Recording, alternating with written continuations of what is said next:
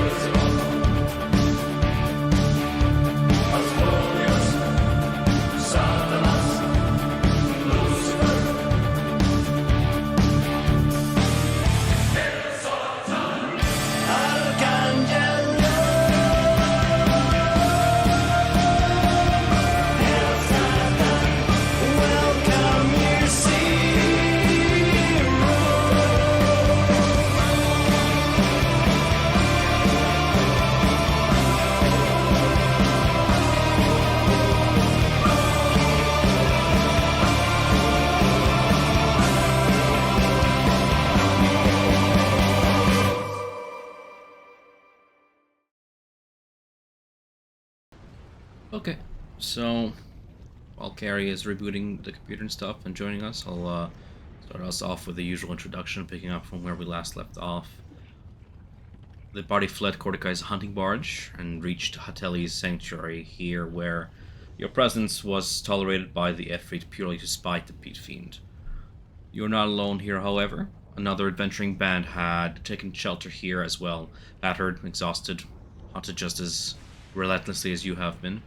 They reveal they had stolen something from Corticai, believing it to be leverage to bargain their way out of hell with. Instead, it proved to be little more than a twisted soul phylactery. Their situation worsened when Thalindra, the young evoker, attempted teleportation magic.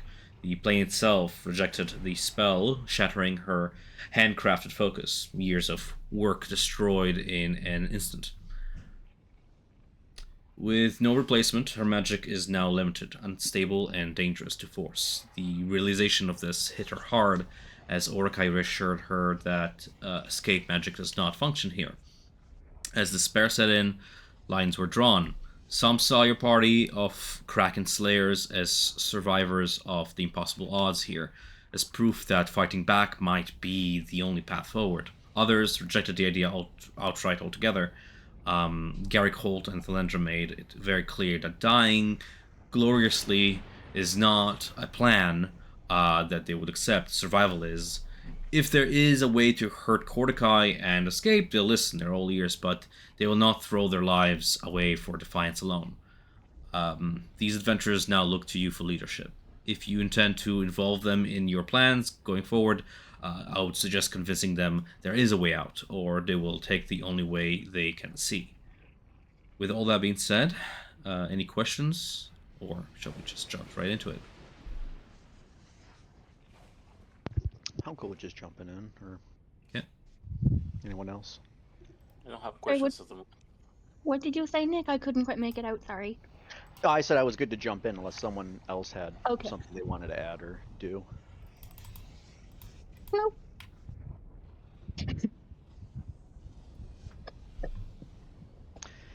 What do you do? Okay. So coming back in, making our way through, and receiving the phylactery. Isaac keeps it close to his chest, and he wants to have some time with it, but right now there's a lot of other things going on. But he keeps it, near and dear. So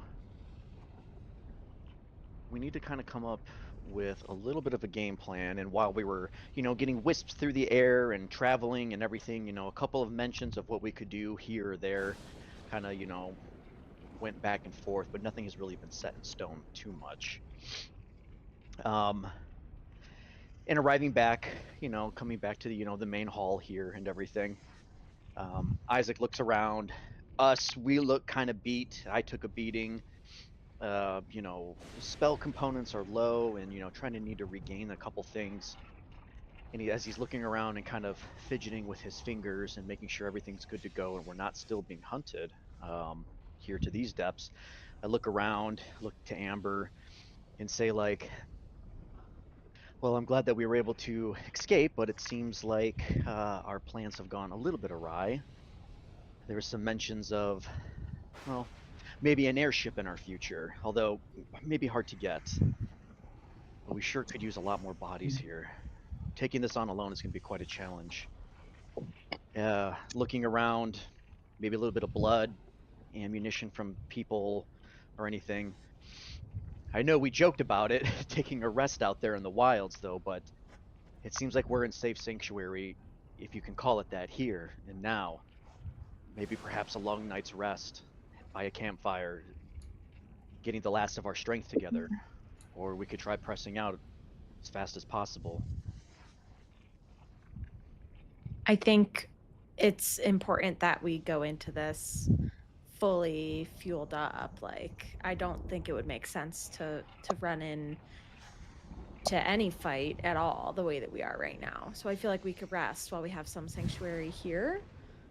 Also, I was thinking when we do confront Cortikai, I can summon Thea, but if we're gonna try to get up to an airship, I wouldn't summon her until after we get up there. Otherwise, she's just another body that we would need to like transport magically somehow. But I am trying to think of ways to fortify our numbers.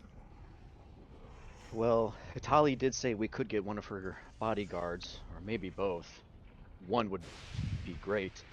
However, traversing the wasteland, trying to find another airship, getting to another spot, I feel like all of his eyes are going to be on us as soon as we step out of here. Right now, it's relatively safe. But when we did arrive here, we did come in through some hot vents and everything. Maybe there's a tunnel system that we could traverse, try to get a little bit closer to some other huts that are out there. And going back in my memory, and kind of, the land is ever so shifting, Tom, and everything. Would, along our journey, when we first came in, met Hitali, down to where we met the angel, Aragwindel, was there any other airships or any other huts that I could maybe kind of remember along the way? Why, while you did not encounter any hunting lodges, as far as memory serves me, the manor was your only hunting lodge you encountered on the specific route you took. You did see plenty of airships. After all, Corticai's crew and stuff are the only people traversing these lands. Any manner of devils from all sorts of planes, from Bat or beyond, traveling here would probably use such barges to transport themselves along the updrafts of Lagathos. Most of them likely traveling to the only city on his plane, for example. So you'd probably have seen plenty of them on like the distant skylines and stuff. Nothing comes to memory, just ships floating in the sky, knowing where they actually dock, I'm not too sure. Hitali might know. Or maybe even the other party. They tried to come in through here. I doubt they'd traverse the whole entire wasteland on foot. It's possible. But right now we don't need to wait for them to dock. With Juniper's help, we can reach them and take one for later if that's... Yeah, we can take one for later. We just need to gather our bread right now and just go for that. The way that I see it, spill your wisdom.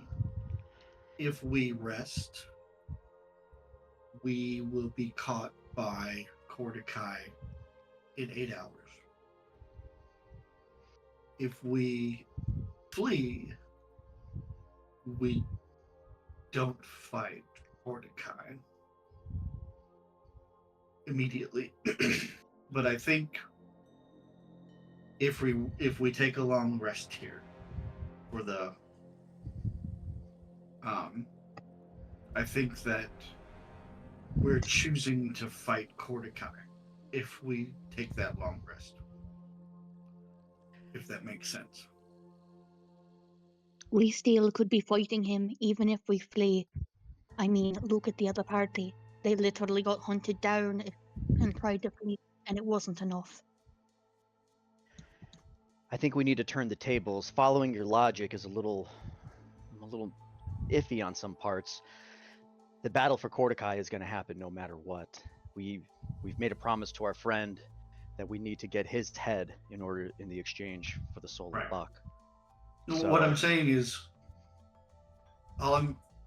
it's my opinion that the decision to rest is the decision to fight Cortikai after the rest. Yes. Yeah. And so the decision to flee is the decision to fight Cordyceia sometime later. I mean, when if not now? Like, what are we expecting will change between now and later? Or, in 8 hours versus in a day or 8 days. Yeah. I just want to, because it seems like our new friends aren't ready to make the decision to fight Cordyceia tomorrow morning. I'm getting the that's sense where that they don't want to fight them at all. Are they strength in nearby? numbers. The Yeah. other party, are they near? Yeah, they're right to our right. Okay. Amber will look at them. Mordecai's still with them, unfortunately, but She'll say, listen, I am a runner genetically, okay? I'm only here because I was chasing my dad who was running, okay? And I only started chasing my dad because I was running from, like, feeling kind of embarrassed in Waterdeep, okay? It's like a long story, whatever. I am familiar with running, and I understand the comfort of it. I get it, because you don't have to face what's facing you or face what you leave behind. But there's no difference.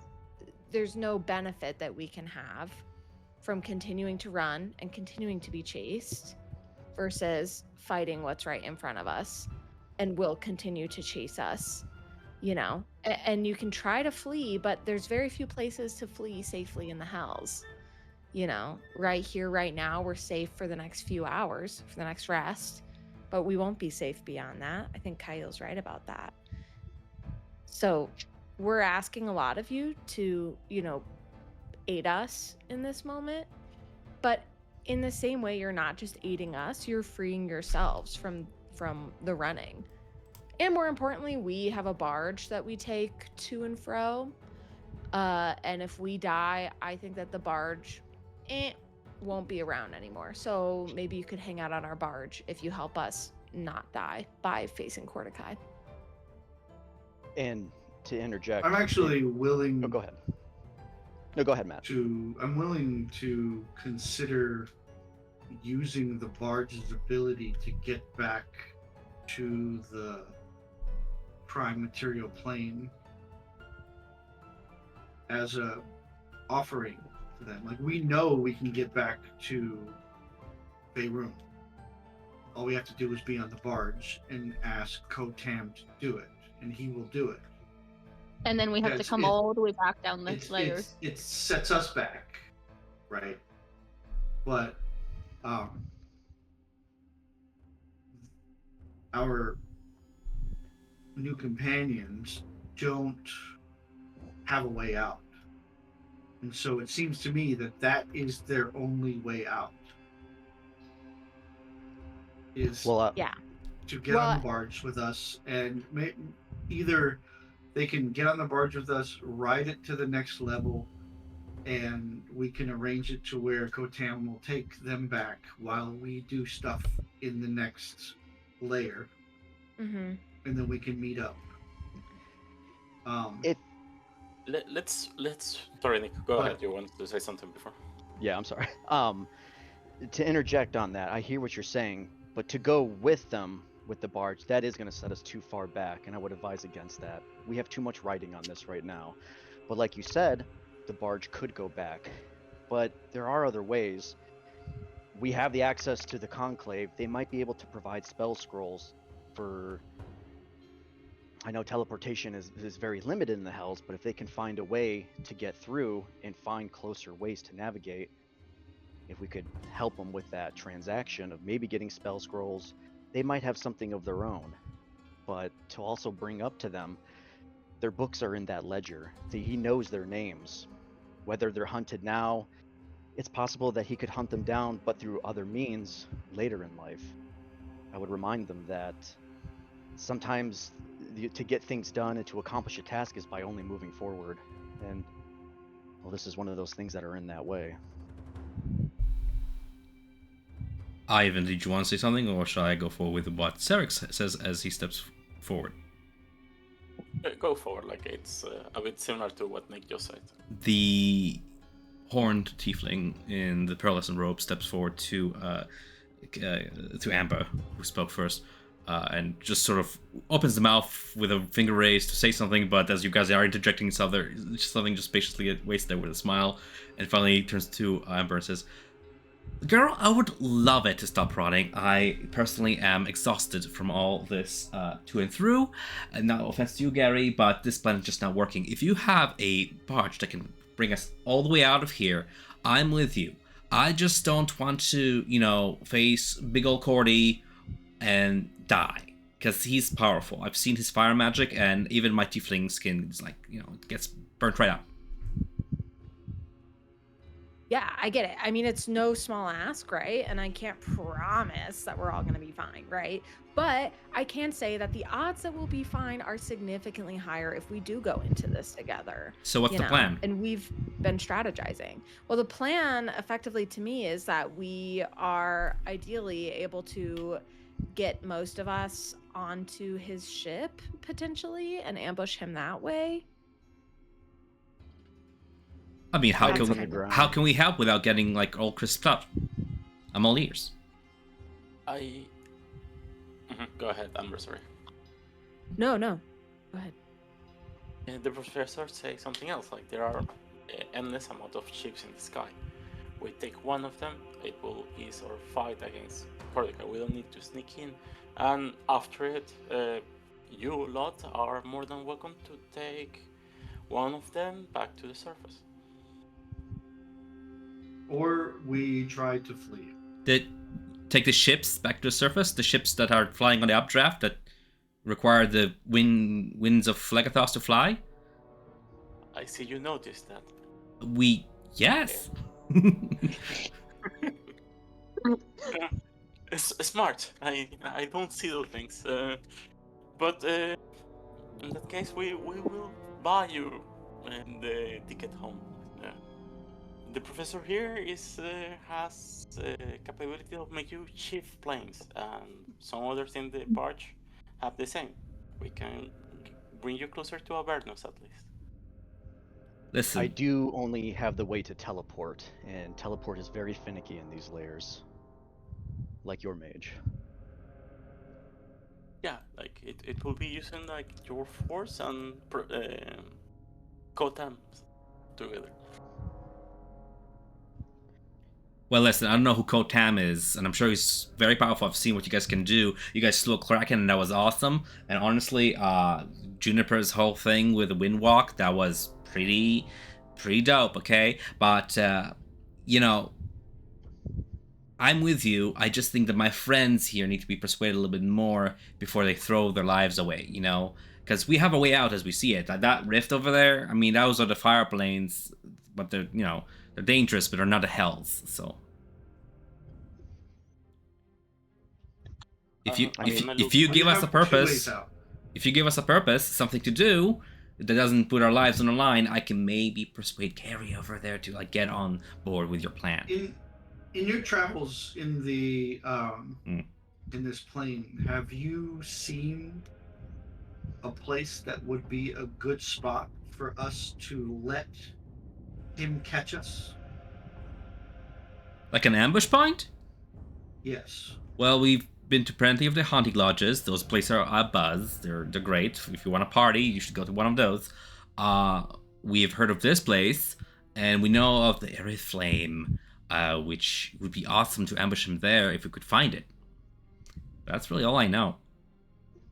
Say that part again. The area of flame. The Aerith Flame is like what you guys call the Tarask. Oh, okay.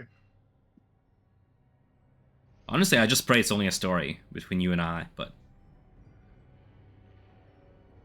they'll probably be able to. You guys will probably be able to walk around land to find a place to ambush the ship. It's just a matter of knowing where Cordica is. Well, as far as I would say, scry on Cordica. Yeah, we can. I cannot scry on Cordica. That guy is too wise, but you know who well, is not that wise? Corbin the Blind. True. Yeah, you know his beaters and where his beaters are going to be. We could scry on them. Actually, they'll be that's a close good by. that's a good point. We could scry on his beaters to determine how close he is to finding us. And that could make our decision whether if he's not close, then we can rest and try to move to a better spot. If he is close, then we can rest to be well rested for a fight, or we choose to flee and find another place to rest. She'll turn to the other party that they're speaking with. She'll say, "These beaters, we travel with them for a little bit. They're kind of dolts. Like, I kind of feel like they're a mess. Like, they do not have it together. It's totally feasible that you guys could focus them in the fight, potentially even draw them away from Kordakai. You would be out of the line of fire directly from Kordakai, and all you would have to do is deal with a couple of like goofballs. But that would really aid us in having a better numbers advantage when we are taking on Kordakai directly." Sarek seems to be in agreement with you, yeah. Yeah, I was going to say, sort of as a support, but even getting the airship to fly on its own, we'll be too busy handling the fight if some of you can man the stations, direct, and have, well, you have such a strapping, large lad here, and he looks over to Holt, and, he looks like he could, put a beating on someone, so maybe someone else could handle a different position. But just overall saying, like, there's other positions to fill than just combat, just flying the ship in general. Flying barge gives us the chances to strike back with equal grounds. It's a sound plan. Beats, how did your friend there put it? Going out with glory. It's something we don't plan on doing in the next, day or so. But there's strength in numbers, but I also fear, for your guys' safety. He has your names, and for the journey that we're on, who's to say, Kordakai, he has our names of this plane in the ledger.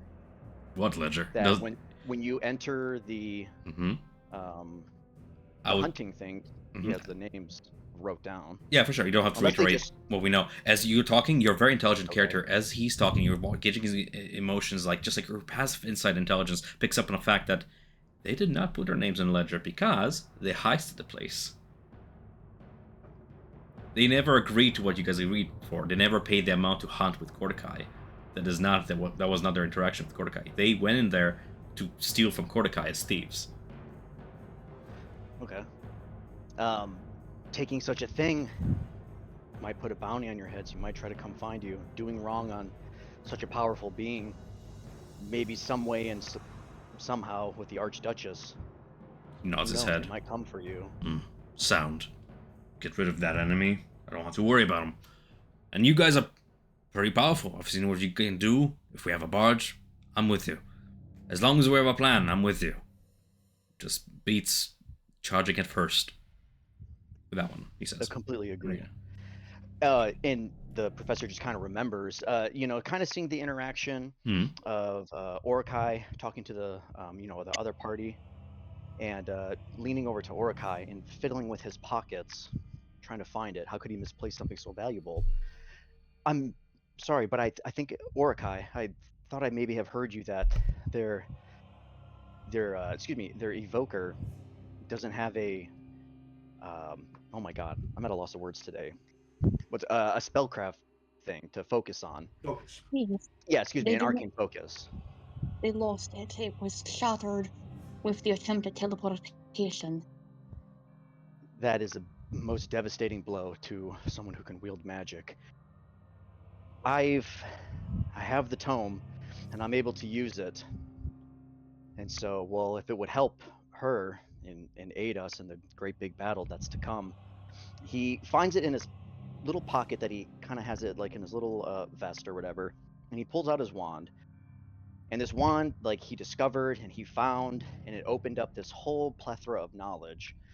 But for the time, and everything, he would hand it over to the mage and say, if you're able to wield a wand, it might be something different, but I'm willing to lend it to you.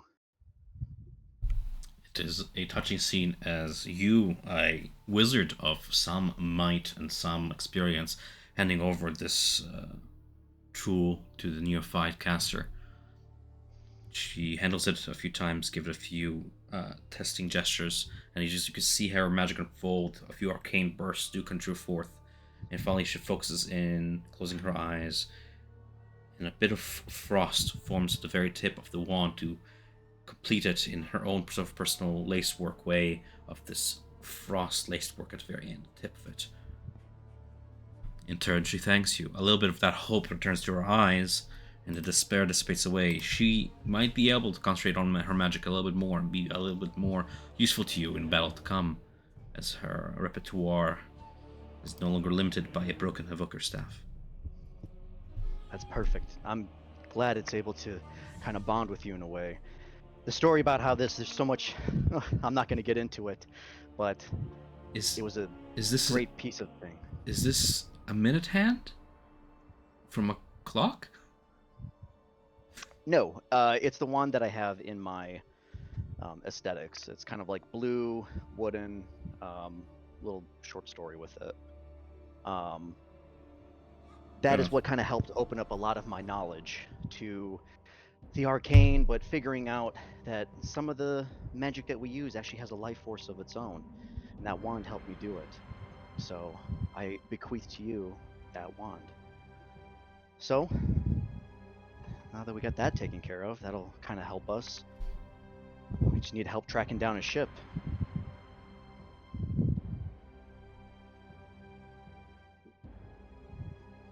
Well, I think we kind of know how to do that if we want to scry on one of the people. The beaters. That would take us directly to them, but they're on their own boat with Cortikai. If we go out into the open to try to find a boat, we might get caught. So you're saying if we scry on them, we'll know exactly where other boats are at, like other huts, and not Corticai's hut? Well, we'll know how far they are away from us. It'll tell us what kind of time frame we have to search. It'll tell us if we have time to rest. It'll tell us, you know what I mean? And then perhaps we can ask Boss Lady here if she knows where we can find a boat. In the sky, like we talked about it just a second ago. Like there is no docking spots that we know, but there are plenty of ships in the sky, and we can fly at this second. Yeah, we know they're at some hunting huts, but we just don't know where some of those hunting huts are. Land kind of shifts and changes, but getting a safe way over there too. I hope I didn't. No, you go ahead. I think Amber was trying to say like to try to get into Cordy's ship. That's it, Carrie? I mean, if we can find a ship, we can also just find a ship, our own ship. That's probably better, so we have some terrain to like fall back on if we need it. But I also think that if we scry, we get a sense of how much time we have. But we also are hoping to sleep through the night either way. So maybe we should just sleep, wake up, try to get a neutral ship that we can make our own. Yeah. That's what I thought we would try to do. Okay. Find another ship to do like air combat, and maybe we do like a little docking sequence and we fight on both ends of the ship or something. That'd be kind of dope. We might even be able to barter for a ship if we board it with like amicable people. Don't we still have some soul coins? Like no. I know. Well, we did use some. Oh, and okay. 2,000 gold. I think we offered like 3 soul coins and like 2,000. Gold as well to offer. I also have gold. Just to touch on something, Matt, you're making it sound like we have like a really critical time frame of like resting or how much time we have till we're hunted or something.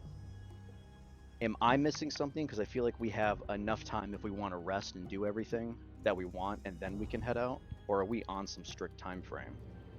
We're just actively being hunted, so I assume that we haven't really traveled that far from Cortikai, So if we stop and rest for 8 hours, I figure it's just within all realm of reason that he would catch us. If not during the rest, immediately afterwards. Yeah. So I was expecting that. And so that's why I said the decision to long rest is the decision to fight Kordakai here. We should plan for that. If it doesn't happen, then hey, that's great. We got more time. But I just feel that given that we haven't really traveled all that far, and Kordakai is actively hunting us, and we're about to take a long rest at a place that's not very far from where he's going to hunt us from, it just seems kind of obvious to me that this is where we're going to fight Kordakai if we long rest. Yeah, I see what you're saying. Okay. I'm down for a long rest for everyone to heal because I think Tom had mentioned that those two, Hitali and Kordakai, have some kind of like truce. Yeah, kind of. Yeah, yeah. I didn't want to say Yeah. that they have something that they're not really going to go and kill each other over. That was explained last session. So for him to attack us here, he could. That'd be kind of odd, but definitely he could. Just to make it Probably would if he's like, desperate enough. what it was said was that Kordakai find Hateli interesting, and he allowed her to exist because of that. Like he makes his hunts more interesting. Yeah. But there is no truth, and Hateli openly say like, "I want his head." Just to put that there.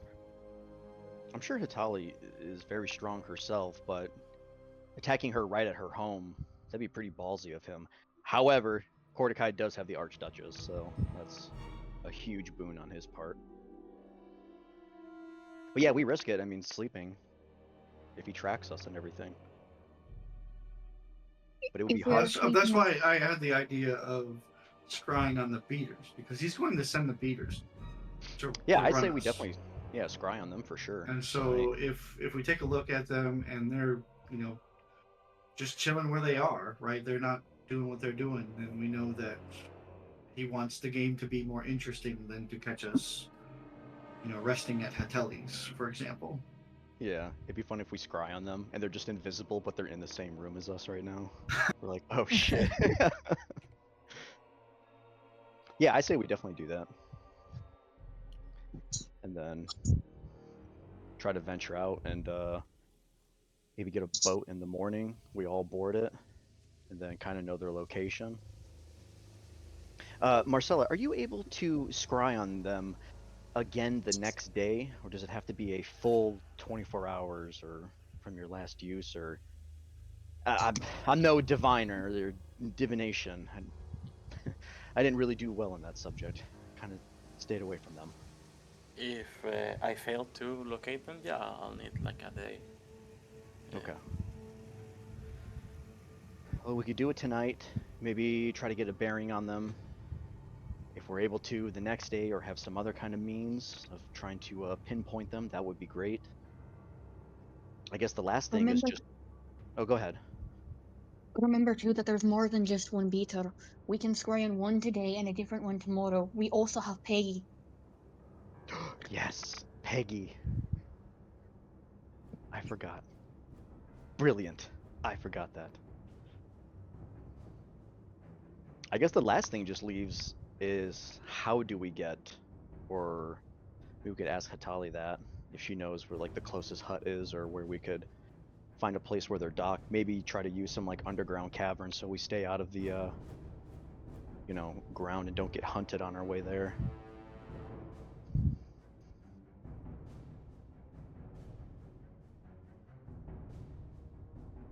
She's intimidating. I don't know if I want to. Someone else. So I think like the party wants to long rest here for sure. Yeah. Mm-hmm. For sure. Okay. I still think we should take watch just in case he comes while we're resting. We can do watches. You can do watches. I can take first. Cool. Who's Great. taking first watch with Orakai? Guys, by herself. I'll take Yeah, first watch. I need a full night's sleep, so I can't do a full 4 hours, but Yeah, I need I a can full take night. 2 hours or whatever.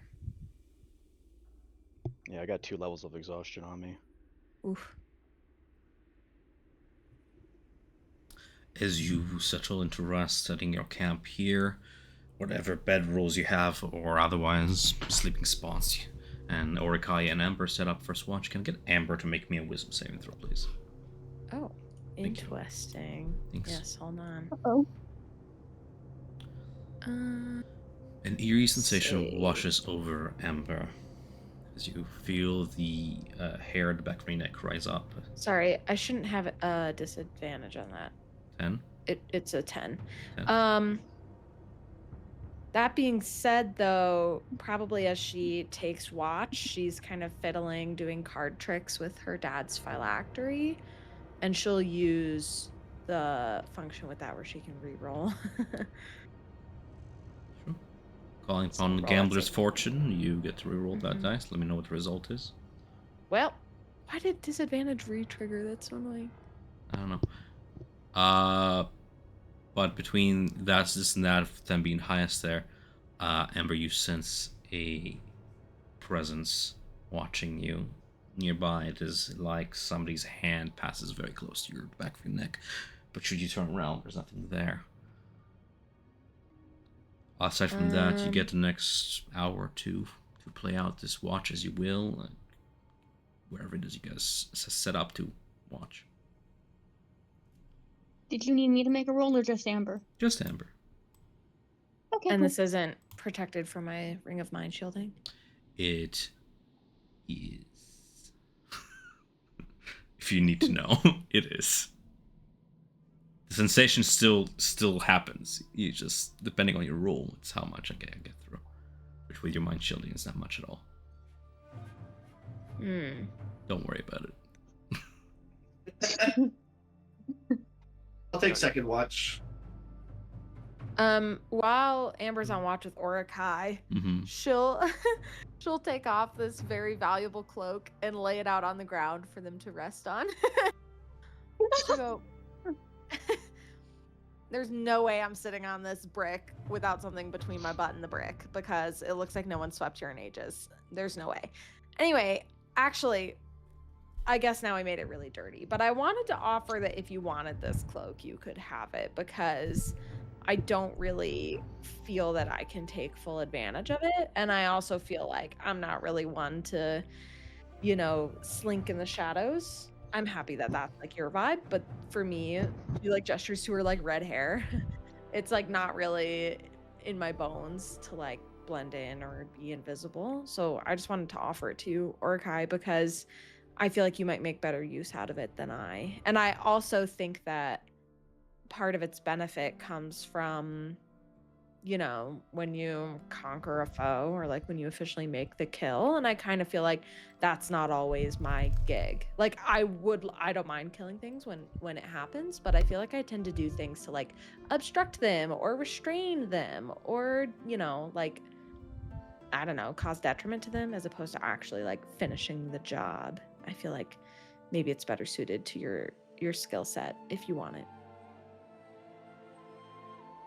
Orakai, while fidgeting with the amulet now, looks over at Amber and mentions, I do appreciate you offering it.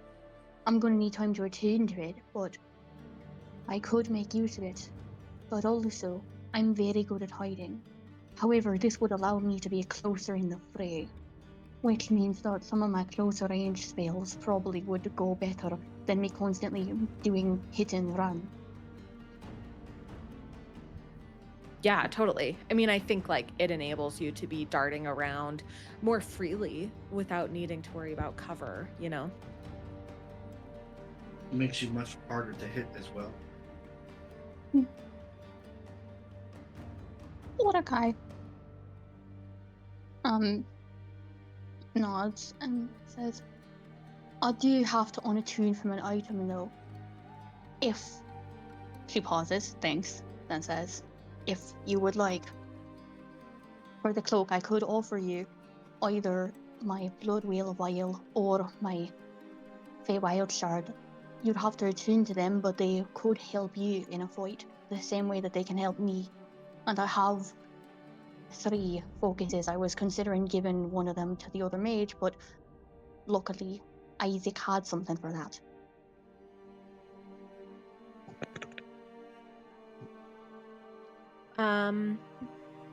I think you should hold on to your Feywild shard because I have the Shadowfell shard. I think it's kind of fun for us to have like little best friends lockets that could like click together. Like I think that's fun. So I think you should keep it.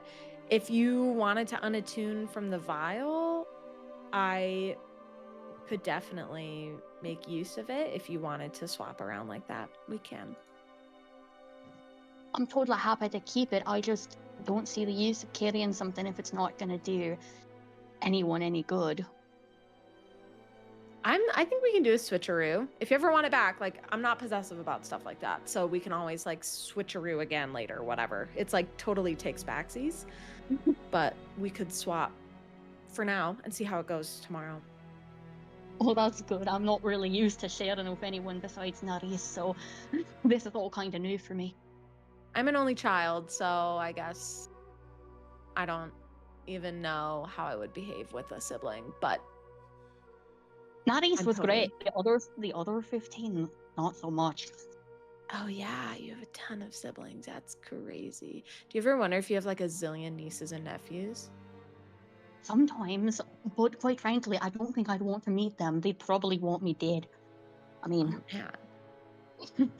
joys of being powerful in a family that is being forced to fight each other. I mean, love sworn, very fun. Absolutely. I don't think I envy you even a little bit. Well, listen, she pats the cloak as she sits on it. This is all you. I'm happy for you to make use of it. Yeah, that's all I had to say about that. Also, I kind of I think someone is bespelling me. I felt a weird tickle on my back. Interesting. I didn't sense anything. Yeah, that was my concern. You didn't look very betickled. Yeah. I mean, I've had a lot of strange things happen here, but I think that if somebody was, maybe it's targeted against you because they can't sense you. That's what I'm worried about. Yeah. That being said, I think like as their watch kind of starts to come to an end, Amber's like, I'm gonna rest as far away from the rest of you guys as I can, just in case something crazy happens. I'd prefer not to be the center of some sort of kabloom or something. I mean, that's fair, but I'm worried if you separate from the party, your ability to stay safe, pausing again, wouldn't want you to get hurt. Amber, like, gives Orakai a look, knowing that that is not lightly said by them. And it's like, I think I'll be okay, but I appreciate the concern. I'm more concerned about the good of the many, especially because I feel like we just barely convinced those guys to like join us. I don't want to risk it. So, by the way. Oh, thanks. I don't know. I get it. I don't like staying where I'm uncomfortable either, but I think we're past that. I'm used to the hit and run mentality, the survival mentality. So my convincing of the other group didn't really land the way I thought it would. And the other mage's coping mechanism is not blunt, sharp humor, apparently. Yeah, not everyone can find levity down here, I think, you know. I get it, but... When you've literally died once, it's hard to be so afraid of it. Yeah. Yeah. I think it's just a little more intense for them than it is. We're a little, like, war-hardened now, I think, and they needed a little... I don't even know how to explain it. Softer of an approach. But you had the right idea. The only softer person I was used to was Narice, but even they understood the life or death situation we were constantly in. Yeah, I think sometimes when the stakes are high, people just like shut down, you know? I'm not used to that. You shut down in the Underdark with monsters about and logs swirling, and you're going to be dead. Yeah, I get it. I've never shut down a day in my life personally, but I've seen it happen to other people. So, I mean, we have them with us for now. Hopefully we can like direct them to maybe some easier foes. And I think once they get like one takedown, they're going to be totally jazzed and be like locked in for the rest of the fight. Fair, but I don't think we're getting that wand back, just saying. Yeah, I mean, I have my old focus, so if the prof really wants it back, I can offer a trade. And she goes, it's kind of like boring, and she pulls out, it's like a beautiful crystal. She's just like bored of it. She doesn't use it. So, I mean, you know, we'll figure it out if the professor wants it back. He seems to have more of a history with his than I do with mine. I got mine at like the Waterdeep market a long time ago. I got all of mine from scavenging. I'm good at See, that. that's a kind of cool what way. That's a really cool way to get a focus. That's so cool. I mean, like, look at the most recent one, the amulet. Literally, I got it because of the Battle of Riddles. I don't think my brain could take that for even a second. They smile, looking a bit proud of the amulet as they fiddle with it. Again.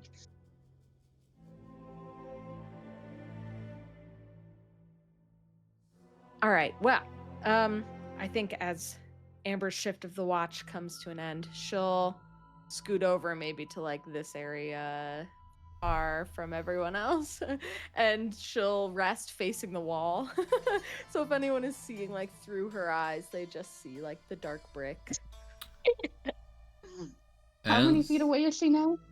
Like, well, from you, I'll grab the ruler. I'm 55 feet from you. And during this time, I'm going to unattune from the Bloodwell vials. Alright. Did you have a question about the Death Stalker mantle at this point, or did you get the text for it and pretty straightforward for you? I got the text in. Okay. And I'm pretty sure it's straightforward. From what I understand, I can cast spells of the invisibility on and not have it disappear. Not have it disappear? Like the invisibility. Like. It has 3 charges you can use daily to cast the, essentially, I believe it's greater invisibility. While wearing this cloak, you can take a magic action to pull the hood over your head and expend 1 charge to bestow the invisible condition on yourself for 1 hour. The effect ends early if you pull the hood down or cease wearing the hood altogether. Also, a secondary function of this hood is that as a reaction, you can burn 1 charge to turn yourself sort of invisible by surrounding yourself with this primeval darkness. This invisibility lasts for 2 turns as part of this reaction, and it ends as soon as you attack or take damage. Cool. Yeah. Okay. But what I was trying to figure out, the first one doesn't get undone if I cast a spell, right? Correct. Okay, thought I understood that. Thank you. No problem. So, as you attune to that item and hear the whisperings of the god of murder whisper through your mind as you're attuning with this very dark object, the cloak becomes one with you. And as watch change, the rhythm of the forge never does, that ever-present clang of metal and the ebbing of the flames. Those of you still awake watch as the Efreet of Ateli's sanctuary gather before the furnace, their bodies wreathed in heat and brass, voices rising in this low, grinding chant of the elemental tongue that you're so familiar with, Amber. Fire bends to their will as they focus their magic inwards, pressing it down into the heart of the forge, and within those flames, the soul-bound there fights back. This teenaged halfling screams tear through the chamber, raw, furious, defiant. The furnace surges in answer, flames lash outwards in this blistering heat waves, metal groans and shadows recoil from the light. Then, very methodically, the Efreet answer this rebellion, very used to this. Their chants sharpen, the fire tightens. What was a roar is sort of beaten down into a snarl, then a hiss. The soul is forced back into its role, shackled by the will and ritual of this place. And eventually the forge settles. The heat becomes steady once more. Still terrible as the Phlegethos damage per hour takes effect, but you guys are resting, so we're not going to rule those. The chanting fades, the sanctuary returns to its uneasy stillness, and you continue rest, if such a thing is possible in Hells. Under this tone of torment, you said, Kael, you're taking next watch. Do you want anybody else to take watch with you? Each watch is 4 hours, correct? Each watch is as long as you decide it is. 2 hours usually. 2 hours. Okay. Yeah, you got trance, so you can. Yeah. If it's 2 hours, I can take second as well. Yeah. Long rest, if you want to benefit from it, yeah, it's 2 hours. But in your case, you can just forgo rest and not benefit from a long rest. And anyways, no, I get a long rest with only 4 hours because I'm a drow. Yeah, no, I get that. So Orakai and Kael, you guys take rest. I can keep going from here with just the two of you guys. Yeah. Is there anything specific you wish to do, Kael, during your watch? No. Just watch over everybody. Wonder what Amber is doing way over there. What is she up to? But as you, I will tell Kael, just to let you aware, Amber sensed something trying to watch her, some presence. I didn't sense it, so it might only be after her. I don't know, but I thought we should communicate this particular case.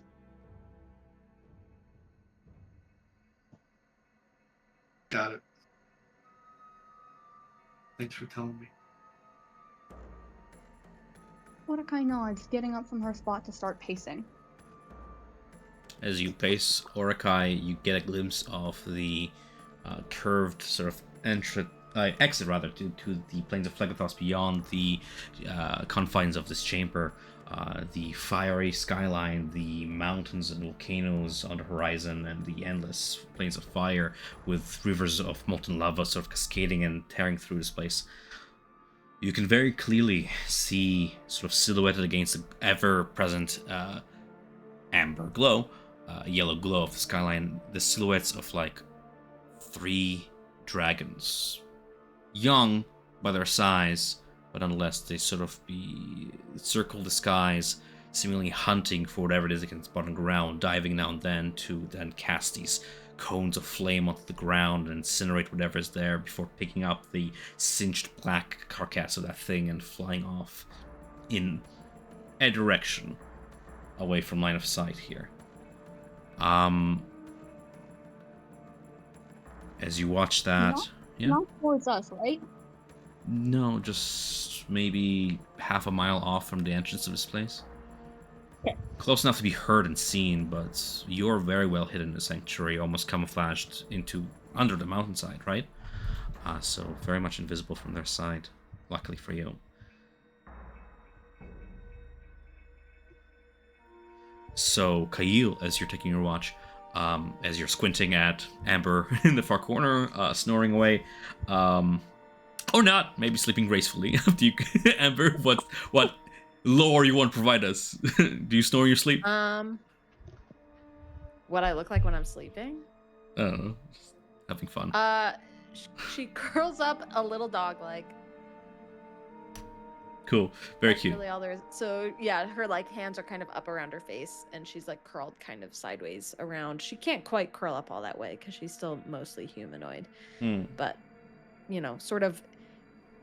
I'm trying to imagine how I would even do. You actually like managed that. to find a very comfortable sultan style cushion, like red velvet cloth with like gold trim that the Efreet here, the genies sort of, they have furniture.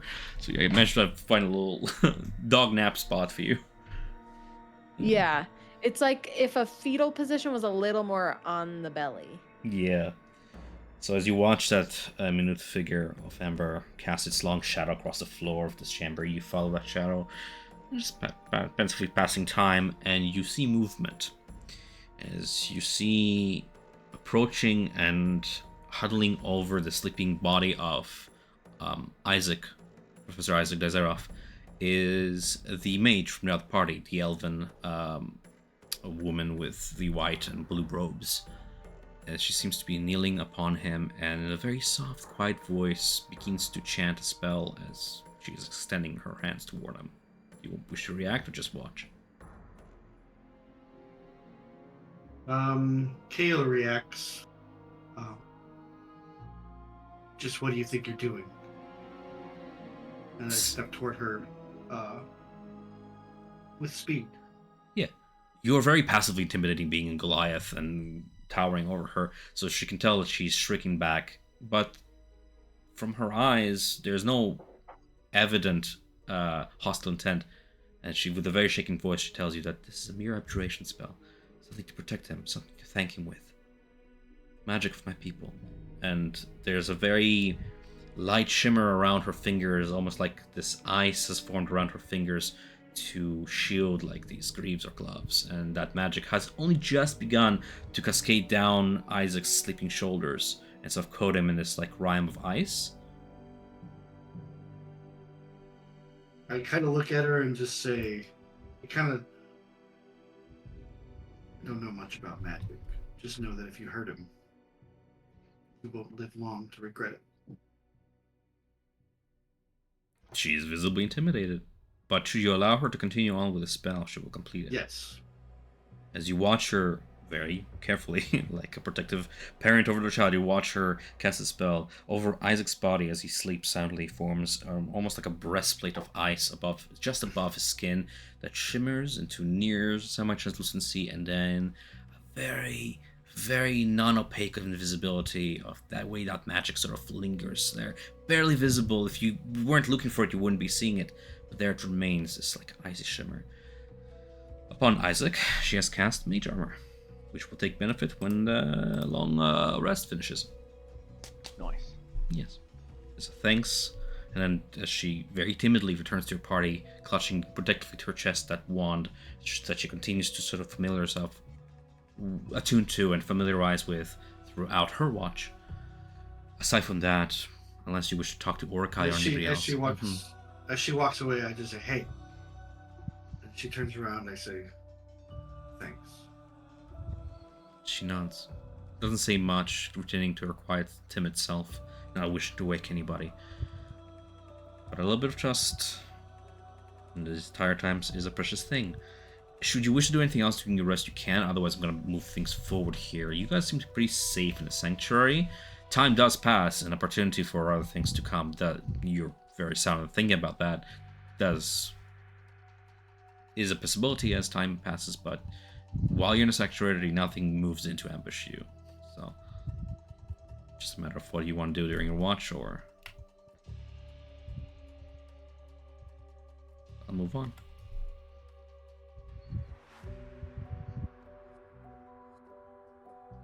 I guess that'll be all. Okay, cool. Yep. So, unless anybody else wishes to do anything during this long rest as part of their watch, just to take opportunity of the time here, I will flip us forward to the end of long rest.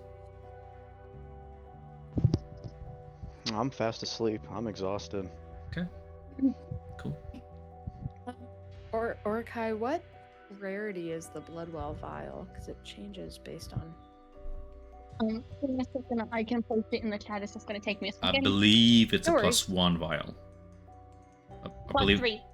+3? Hmm. Oh, yeah. Shit! Hmm. Yeah, that's why Orakai was hesitant to give it up. Oh, we could swap back.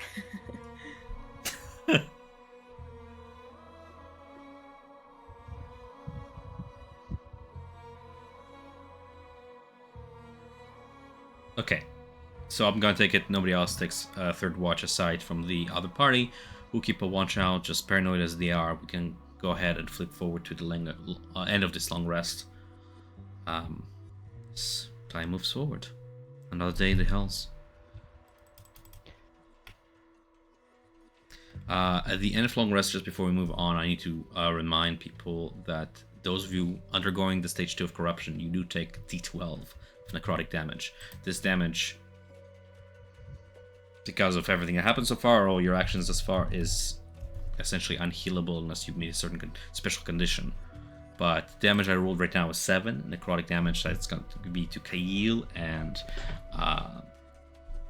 Orakai. As the corruption within continues to take its soul, whatever sleep you do find in your dreams, you are haunted by the nightmares of the hells. Feels like a very distant voice down below calling you forth to change, to become something greater, and is hailing you into his court with open arms. So does Orakai see that and the tortures, the being tortured by the facsimile of Naris, or is it just It's the a new thing now? amalgamation of both ideas into one dream, yeah. Kail, his dreams aren't one of torment. They're dreams of victorious battle. I like where he's driving faceless foes before him with strength unparalleled. He's like Sauron from Lord of the Rings, right? He sweeps his glaive in front of him, and 30 men fly broken. Those are his dreams.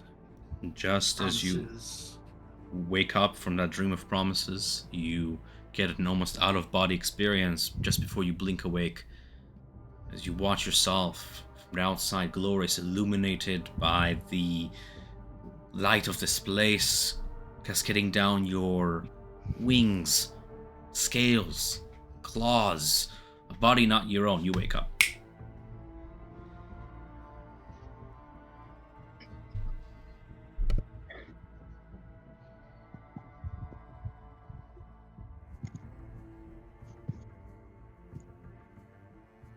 Does he look like that to the rest of the party?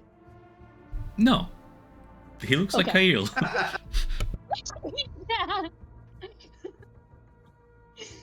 It's like he blinks awake, and just for a moment his eyes are like fully black and then cascade down to his pupils. I did want to ask something, because above the table knowledge they've been inflicted with the the corruption and everything. Is it starting to manifest like physical more than like, behavior or anything that we would be able to see, like black veins or like something on the side of the cheek or face starting to like change, or are they growing like a little small like jut, like a bone in their jaw or something? It's only what I shared with the players, which is only mental so far. Okay. I was just curious. There was some physical stuff happening when I was wearing the armor. Yeah. But I took the armor off, and I'm right. The physical stuff was stopped by the protection from evil and good spell, I think. But the curse remains. Yeah. This is deeper, and yeah, we have to. Well, it's a bridge we have to cross. Yeah, I was thinking like I don't know if you guys have ever played it, but like Mass Effect, like if you start playing like the bad decisions and everything, your face starts to like break and have like red lines in it and everything. I don't know if as time went on that may have happened or something. We have been blessed with that not happening. Yes, we have been. That's why I was checking if anything was happening to him, because I know that he's further along than Orakai. Okay, cool beans. I wake up and I have a big stretch. Just as you have your big stretch, help me out, guys, because you totally are tracking this on your sheets. Kail, how many times did you take this damage I just described as D12 necrotic? That would be my 4th time. Thanks. And I've taken 30 or 25 points of necrotic damage. And Orakai? This is your 2nd time? Yeah, 2nd, and cool. I've taken 7 plus 8. I'm not math. I'm trying to math right now. It's all good. That's all information I need. You guys got free to roleplay out your steps going forward. Yep.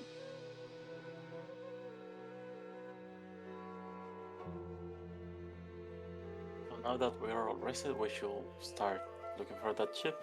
Any idea on how you're gonna get high in the sky, team? I figured maybe we could ask, Hitali. She knows the area close around here. She might know of some huts, ways to traverse it. I'd hate to be caught in the open, so we could stick to caverns would be beneficial for us, or maybe large crevices, rock formations, stay out of the eye. In the sky. Oh, see what I did there? Atali, do not pretend you are not listening. Yeah. No, after, we get up, we get a little bite to eat, and, some rations that are probably, like, fucking charred at this point. Excuse me. I want to pay respect. I get up, and I notice just a little bit of, like, a little bit of a chill down my spine. And noticing, like how you said, the very translucent magic, a little bit of that ice binding on it, and seeing how it kind of just ever so levitates over my body a little bit upon waking up. As everyone's starting to rise and get to their feet, I look over to the other party and lock eyes with Thalindra, and I put my hand over my heart, and I kind of just give like a small bow, and as a form of thank you, and and know that means a lot to me, and I was happy to help and give my wand if need be. She returns the gesture. Her wand hand. She was mid sort of practicing her spellcasting. Her wand hand goes toward her chest. Drew sort of nods the gesture of thanks back to you, and then the wand just sort of fires an arcane blast and just scares her. He just kind of is like wide-eyed for a second, like, oh, just lightly, just feel the wand. There's so much power in just your wand alone. Yeah. You gave a full like UMP 15 or whatever the fuck to this kid. Yeah, pretty much. It's like, here, you ever see that meme where it's like the raccoon and like the person hands him a gun? They're like, here, go do crime. It's like, here's a magic wand, blast something. I don't care. Mm-hmm. Yeah. Go ahead. Mordecai's gonna go over to Isaac and say very quietly, I think you just made a sorcerer more unpredictable than me. Well, hopefully. Your magic tends to be all over the place, and for the love of God, for the gods, I can't put my finger on it half the time. It's one thing, it's another. Sort of an enigma with what you're able to conjure. Evokers and such, I got a handle on that a little bit more. I'm just happy to help, though. I just hope she doesn't get us all killed. Well, but the power will come. It's simply finding its user right now. Yeah, I had quite an adjustment to it when I came across it, but it'll adapt. However, I wanted to pick something with you and talk about it real quick, and kind of just keeping a little bit of a hush voice because I didn't want to like bring huge attention or put Orakai on the spot. When our plan was discovered the other day with Kordakai, when we were out there in the wasteland, I couldn't help but notice your tone. It shifted. Suddenly we were going back on our word, and that wasn't really the Orakai that I have known. When we were in the previous layer, we heard your wonderful song, and I could feel the emotion behind it. But that changed. You were almost ready to give up the party that we were trying to find, or to even go back and say to go for Hatali, and I keep that on a low. I don't make that known.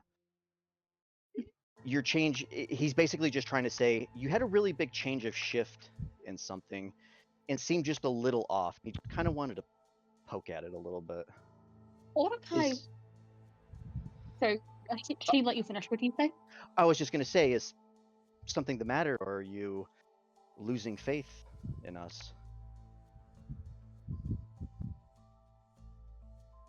Orakai blinks for a second, fidgeting with the amulet again. My tone didn't change. Not at all. I just was looking at the most advantageous solution. We ended up in a bad situation. And quite frankly, you, I, and Amber, but Amber because she's associated with me, but you and I were the most expendable members of this team. Isn't it better to make sure that we stay safe? Seeing you fidget with the amulet, hearing the words, being expendable, it's like, goddamn, shit, dude. But he kind of takes a step back and he kind of surveys what's before him. He doesn't want to jump directly into it, so he stays a little bit more reserved with a calmer voice. Well, surely everyone has their part to play. Yes, I'm not the advantageous fighter, and sometimes I can be as weak as a kitten. Sometimes I rely too heavily on my magical abilities. But everyone has their pros and cons. Yes, we should be safe. We should also put our faith in our friends here, going through all these trials.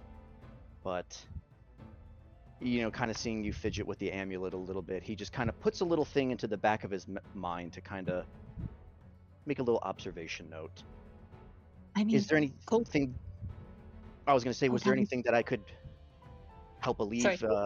Like something off your mind? Is there anything I could help with? Fidgeting. Still with the amulet. Kotam and Tiax betrayed us. I mean, we don't know why he wasn't on the ship when the attack happened. And if it wasn't for us spotting that Kotam was speaking in the third person, we would have died.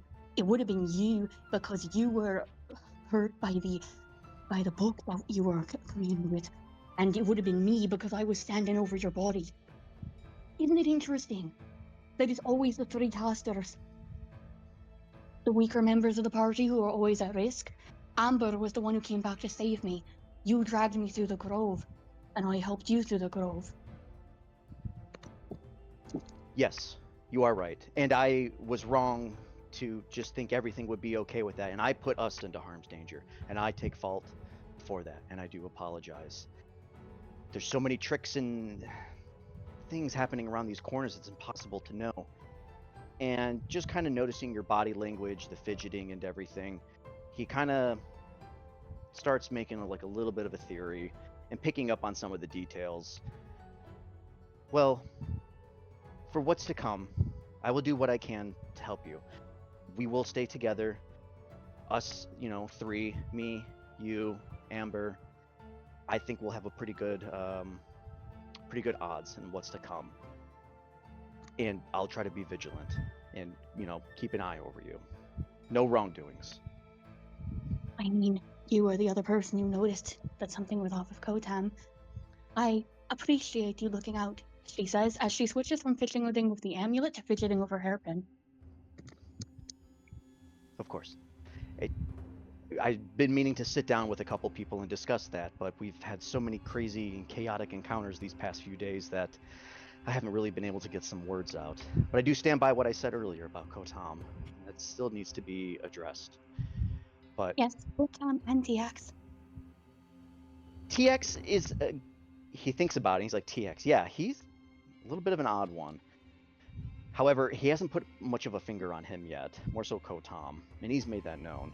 But, well, here, he tries to gather up any rations that he has, and, if you've eaten, here, take a little bit of my share. I insist. I'm still a little tired and groggy, and I'll be all right.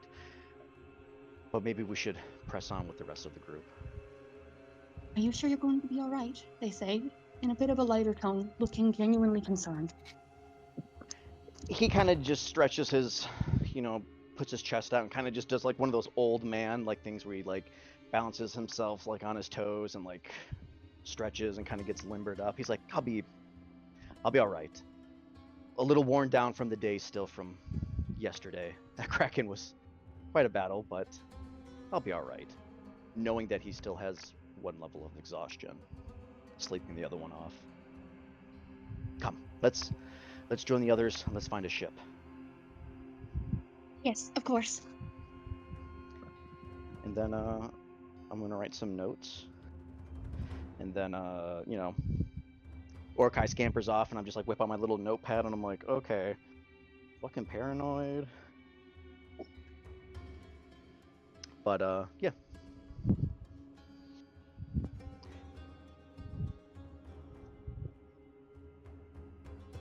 So gang puts his hands together, kind of rubs them a little bit. Super dry sounding. Need hand lotion. But does anyone have any other ideas before I ask Hatali, or anyone else if would like to speak up on my behalf? Feel free to. About finding a ship. Do you guys want to try asking her, seeing if she knows any caverns, any easy ways of knowing any huts nearby? She must know the land a little bit. Amber will just talk to everyone briefly before we move on. And she'll just say, I just want to say we can all feel the weight of a big day ahead. And I know that it feels really intense and maybe foreboding, but we honestly have never had a group this big that we can all trust in. I think that's true of everyone in our party, and I would guess that that's true of the folks in yours. It can feel quite isolating down here. So I want us to take solace in the fact that we all trust one another and that we have each other's best interests at heart. And I think that that will really empower us to do well today, no matter what lies ahead. And she'll offer inspiring leader to, I guess there's 6 people. It can apply to 6 people, and we're down one today. So the 5 of us, of course. And then she will offer it to, who was it in the other party that kind of sounded like Amber? Serix, the flamboyant priest in the pearlescent robes. Yeah, it's 19 temp HP to all of us and to Serix. Bless. I got you, girl. And then she agrees that we can just go ask about potentially the best way to get a ship.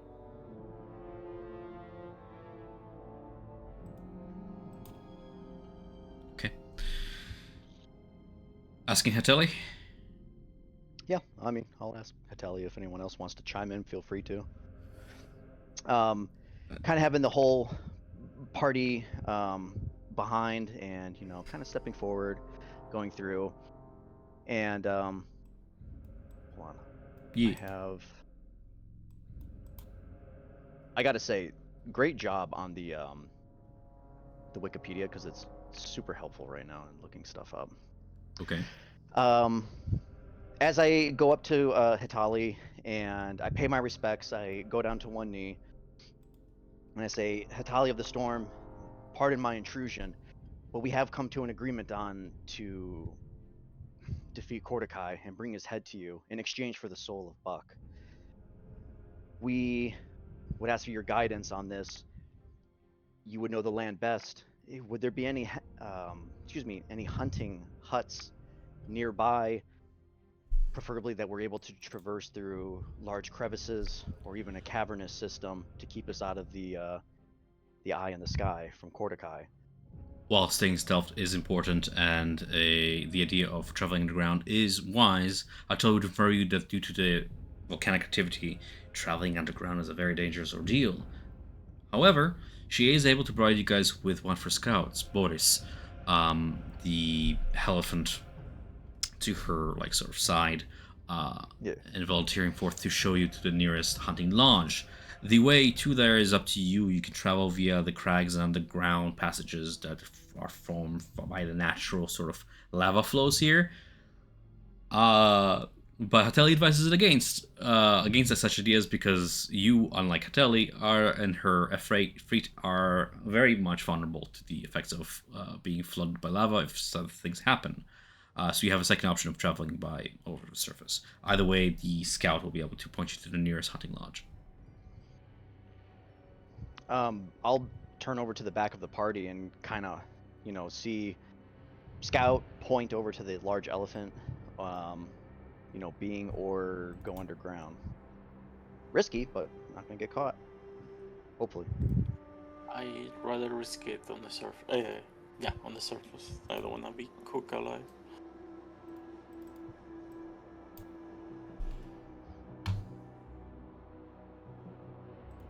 Anybody else? I Yeah, think that I'm either way is underground. good. Sorry, I heard two people talk at the same time. Both talked at once. What you're saying, Yeah. Matt? I don't want to go underground.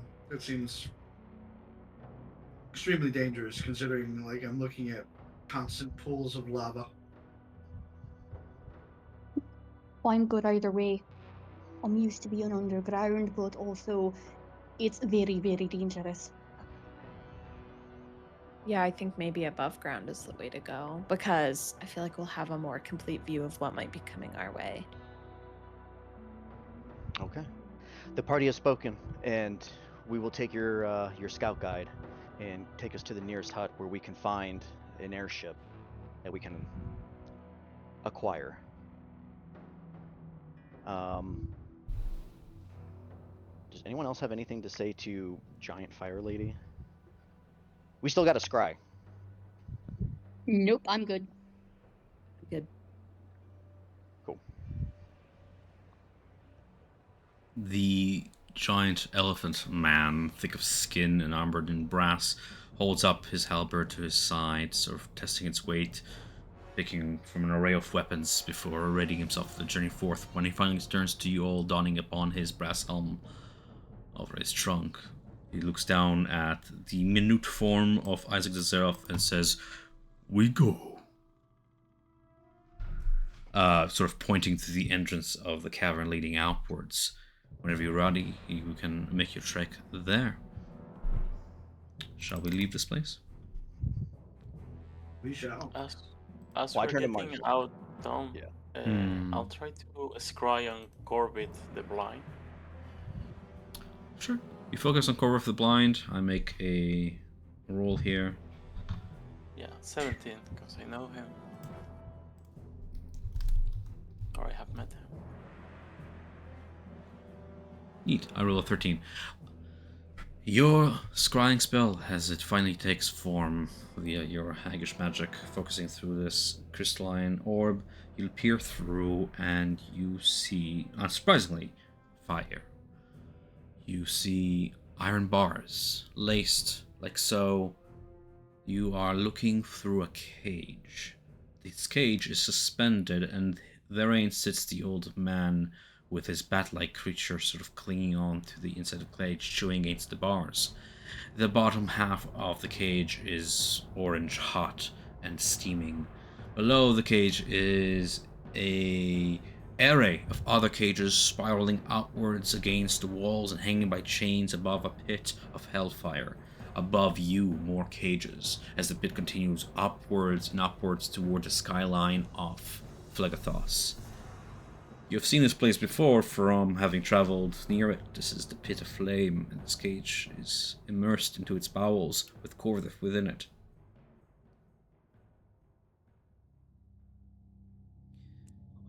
I'll relay that to the party.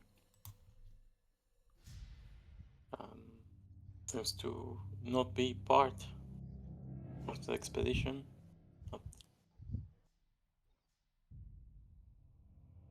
Well, maybe they are taking a rest.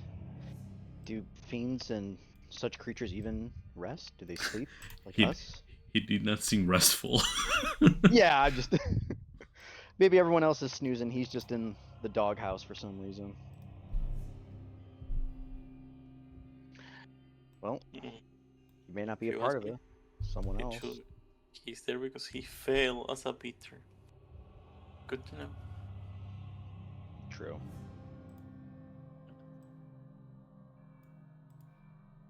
We're assuming, but we can maybe safely sorta assume that the other beaters may not be there as well, since they were a part of that group and failed in the task for the Kraken.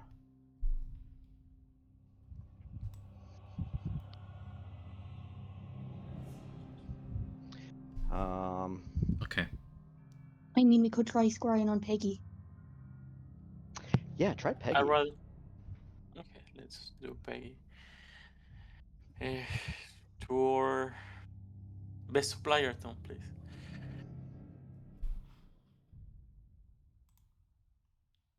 Hold on, I'm pulling out creature stat blocks. There's also Varcool and Serixa. If this one fails for whatever reason, we have a couple more, maybe just in case. Sure do. Yeah, but I'd like to keep those in the background because Peggy's the most likely to be close to the ones we see. Yeah. I rolled a 9 for Peggy. As you invade the space, you hear the rushing winds of ember storms and ash passing through your vision, clearing to see 2 black zeppelin-like balloons strapped by chain and rope and rigging to a massive airship, Cordicai's airship. You see it flying with Peggy upon it, Fierna in all her beautiful glory, Cordicai sitting upon a throne fused in metal to the infernal engine behind him at the back of the ship, and another figure, horned fiend, just sort of silhouetted against the sort of background that is the rushing landscape below. You can see a landscape of volcanoes and flame geysers, and through the scrying you can tell that to the starboard side of the ship, to the right, is the ever-present plume of fire that is the rift to the elemental plane of fire, which is maybe a mere mile off from the ship. They seem to be currently mid-hunt, hunting a pair of phoenixes.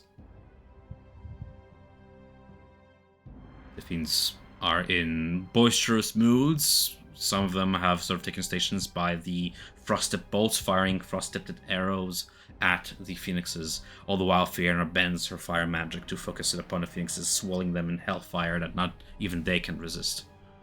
Questions?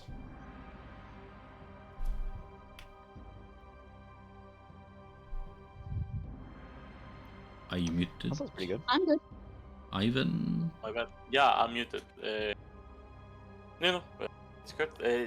And is there the ship shooting anything? You said that they were shooting like... The ship has a set of ballistae, many ballistas, with frost magic tipped arrow bolts that shoot out and cause the extreme amount of damage to fire elementals. Got it. No questions. Okay. I'm so sorry, I missed it. How many ballistas? Many. Okay. Do you want me to solidify it with a number? If you have Five. One in the center, 2 to each side. Okay. That's cool. Based on that, I think Amber would turn to the folks in the other party and say, if there's not like smaller cohorts to tackle, you could also turn your focus to Ballista, taking out Ballista on the ship. Sounds good. Yeah.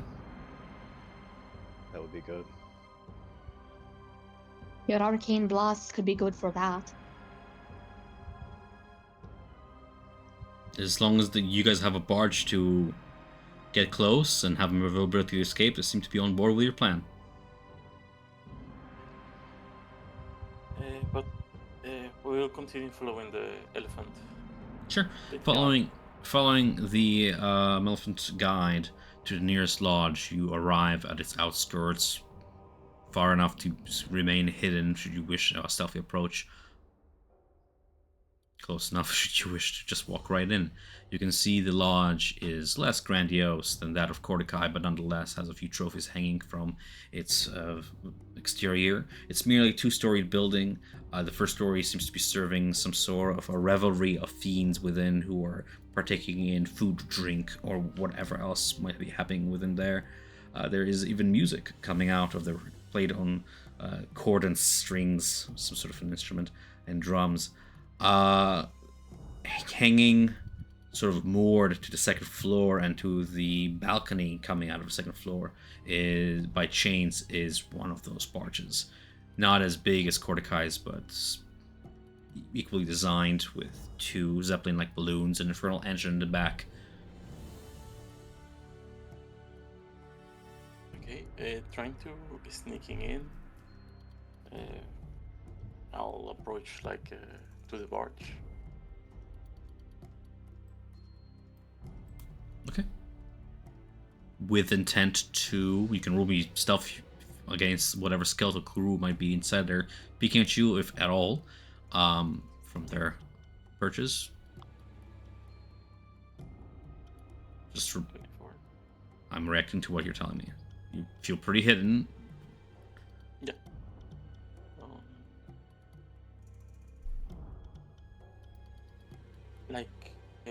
can we see how many crew members are still in the barge, if any? Yeah, you can, from here, from the ground looking up, you can see 3 figures walking against the railings to and through.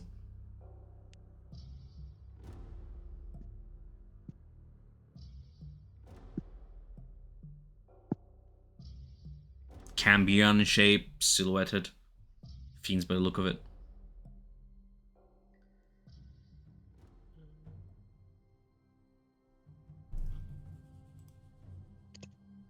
Looking at the group, any ideas?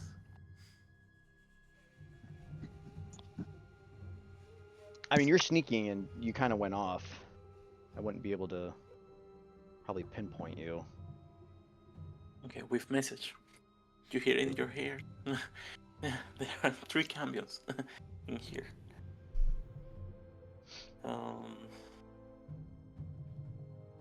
We can cause a distraction and make them leave. I'm relaying that to the rest of the party. Does anyone have something, spellcraft or an object or something that we could try to lure the guards away? I don't have it in my repertoire right now. And he just kind of like clicks his fingers. He's like, "What was it?" And he's trying to like see like if anyone has like minor illusion or like silent image, or does anyone have any? Dancing lights or a mage hand, but I could also dancing lights.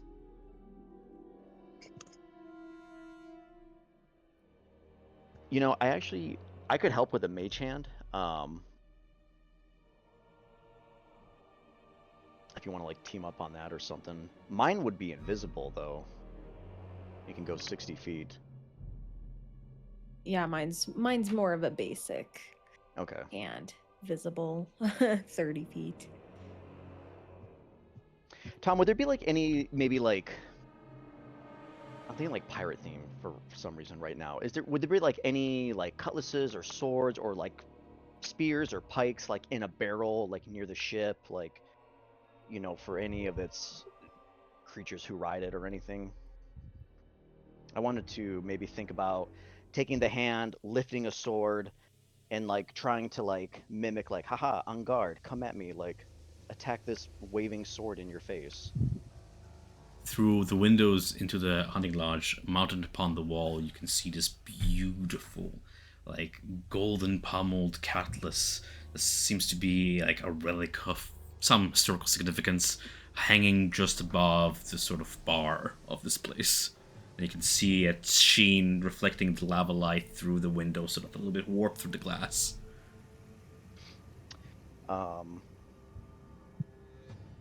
If anyone wants to join in, I mean, I could kind of finesse the cutlass over there and, you know, wave it around a little bit, cause maybe a little bit of a distraction to, you know, rough up the place a little bit. And you see like a little bit of vigor and, you know, in his eyes. You know, perhaps you could go ahead, add in whatever. I could make my dancing lights look like a vaguely humanoid form. It's not very believable, but it's something. Also, a reminder, if wait, you don't have a way to translate back to Marcella, do you? Because she has the gem of brightness. Any ideas? I said no. We're working on it. I have something in mind. Like you could just walk in if you don't have any. and walk over to the thing and then walk on it. What, like we own it? Yeah. I would like to avoid a confrontation before a large confrontation. I don't think Als they're would going to I. be willing to hand such a thing over. Let alone, I'm not too familiar with the intricacies of these infernal machines. It might take a couple go at it to see how this thing actually starts up. I'm good at intimidating people, but I think that should be our backup plan.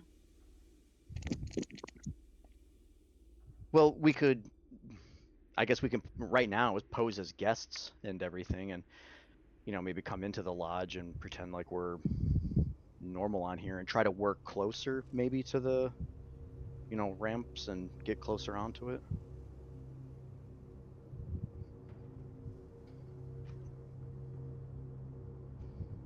What's Marcella's plan?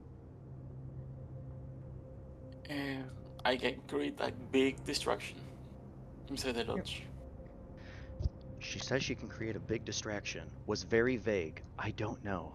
If it's violent, that's a little spooky.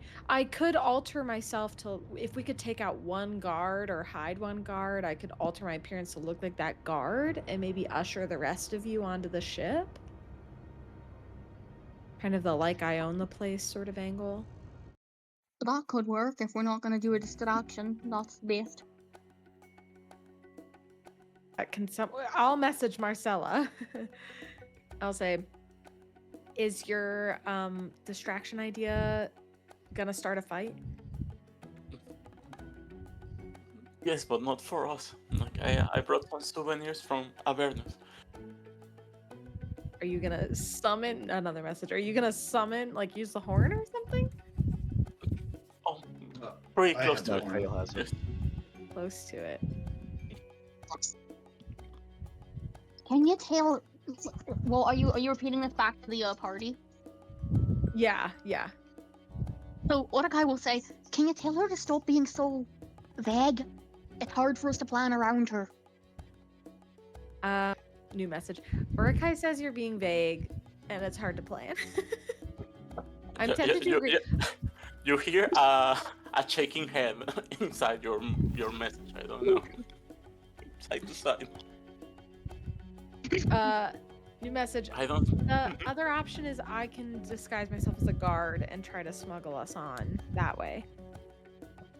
If you think it works, I believe in you, Amber. Go for it. Okay, I'll try that. And then if it goes south, you can do big distraction. Okay. Here goes nothing. Amber will observe one of the guards from a distance, hiding behind a rock or something. Yeah, a scare shape looms above you, iron ribs glowing faintly, chains humming as they bite into basalt. And will alter self to look like one of the guards. Oh, okay. So you have a choice of 3 if you care about the precise things. You can see at the helm is like a board watcher.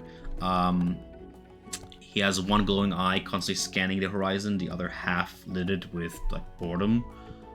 Seems lazily competent.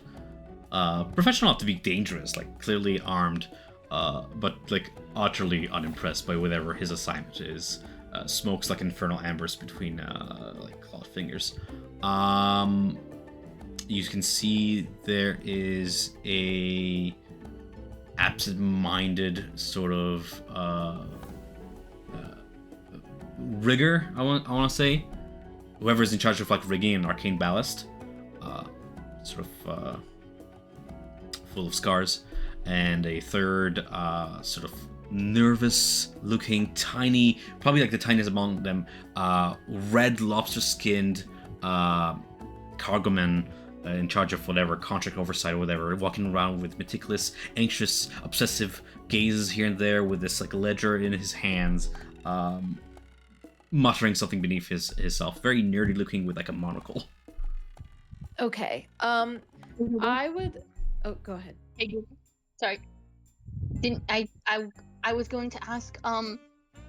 Is the like for the guards? Are they within the whole party site or just within Amber's? everything I narrate is within the party's prerogative to react to. Cool. I just wanted to check to see Ben luck. Sure. You're watching over Amber with Ben Luck ready. Amber, what do you do? Amber's going to disguise herself as someone, not an identical clone of one of them, but someone who looks kind of like the Ledger person, but a little bulkier, a little stronger, and a little taller. Like a buff version of the accountant. Okay. Yeah. And she will kind of puff her chest out, and she'll grab Kyle's weapon and pretend to like push them along. Or if you have like a spare spear or something, she'll be like try to get something to make it look like she's ushering you guys. And be like, "Come on, let's go this way, you scum," and start kind of ushering them towards the ship. Yeah. And she'll try to make eye contact with the Ledger person first. Yeah, he sits cross-legged. By the time you arrive onto the ship, he sits cross-legged on a crate, Scorched Ledger balanced on his knees. She'll say, yeah. "Emergency last minute cargo. These nasty little prisoners need to get on this ship." Who are you? Obviously, I'm Orgathos. I don't believe I have your name on the crew ledger. Yeah, you don't have clearance to know my name. Did I mess up again? I'm sorry. Don't yell at me. I'm. Yeah. You don't know who I am because you don't deserve to know who I am. I don't want to go back to the fire pits. Yeah, I know you don't. So I'm gonna bring these people on the ship, and it's all gonna be good. And then we're good, and then you're good, and then you don't go back to the pits. Okay. Stop yelling. It's so loud to hear. Everybody's so loud. You hear that down there? The lodge is louder than the engines. If hunters wanted to steal the ship, they could have made it easier for them. Not these guys. These guys are prisoners, so... And she'll just usher everyone onto the ship, I guess. The helmsman. I'm just hamming it up. Yeah. Being like, "No, please, I'm too young. I don't want to go to the pits. No, Kordakai, he's evil." It's so over for you. I'm going to come like head bowed as if I've completely like resigned myself to my fate, doing a slow march. Is Marcella following? Is she in the flesh, or are you invisible? What's your plan for getting on? I have a flying broom. Okay. We'll get on the ship. Now what do we do? 4 Cambians on watch, 14 inside drinking, 1 skyship unsecured. This is exactly how penalties happen. This is exactly how they happen. Mutters the nervous I heard fellow. drinking. I want to know where that's happening. The lodge? He points toward the only building in like a 3-mile radius. Oh, lame. I thought that there would be a bar below decks. Whatever. Is there anything below decks interesting? Just the cargo, what we're delivering. Let me see here. He goes through his ledger and... Yeah, what's in it? Hold on.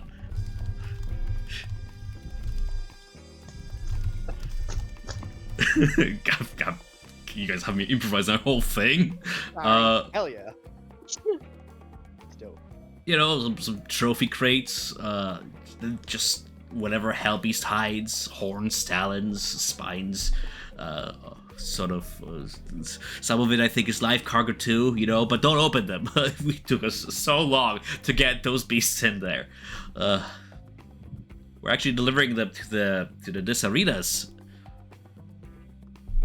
Oh, really? Yeah. Why? Because it's fun. I don't know. It's my job. I don't ask questions, sir. I just, ma'am. Yeah. You're so well built. I couldn't tell. I don't know. You're defiant. A lady can't lift a heavy rock once in a while. I didn't say that, please. Nothing is wrong with it. He's like wiping snot off his nose. This fucking imp of a fucking Cambion. Who's in charge of deciding where the ship goes? That'll be the captain. He's in the lodge, while we are standing here. Doing our job as watch. Dutifully so. What's your name? My name is Fuck. Well, Fuck. fuck. name? Well, fuck. Fuck. I am the captain now. We're taking off. Oh. We have these valuable prisoners, but the longer we leave them here, the more likely they're going to come up with some sort of scrappy escape attempt. So we need to get going. Yeah. I was thinking I'm just burning alive. Yeah. Rule deception. Woo! Get a +2 to your roll, bend luck. Yeah, bend luck. Okay. I'm the captain now. It's a 29 plus He 2. he just- Yeah. He just goes, Easy. why do all the elites get their vacation early? I've been submitting my vacation all this time and I haven't had a day off in like years. And he just sort of throws up his hand. It's like, calls it, fuck. Okay, it's not Kethrix, but whatever. Fuck calls over to, Celera and the helmsman Varkaz. We have a change of plans. We're heading out now, which is honestly the blessing. I'm sweating so much in here. I guess, where are we heading off to? Are we going to this, or are we making a pit stop, Captain? He turns to We're Amber. not going to dis yet, obviously. Oh.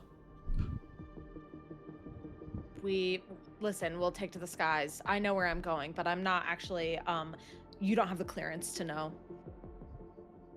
Okay. Verkaz, you're off duty for now. Go rest. I'll note it in your punch out. Verkaz just keeps documenting everybody's shift and as he dismisses the helmsman. Also, fuck, the best way to get your leave approved is to lie and say that you have a dental procedure that day, and then they'll let you go.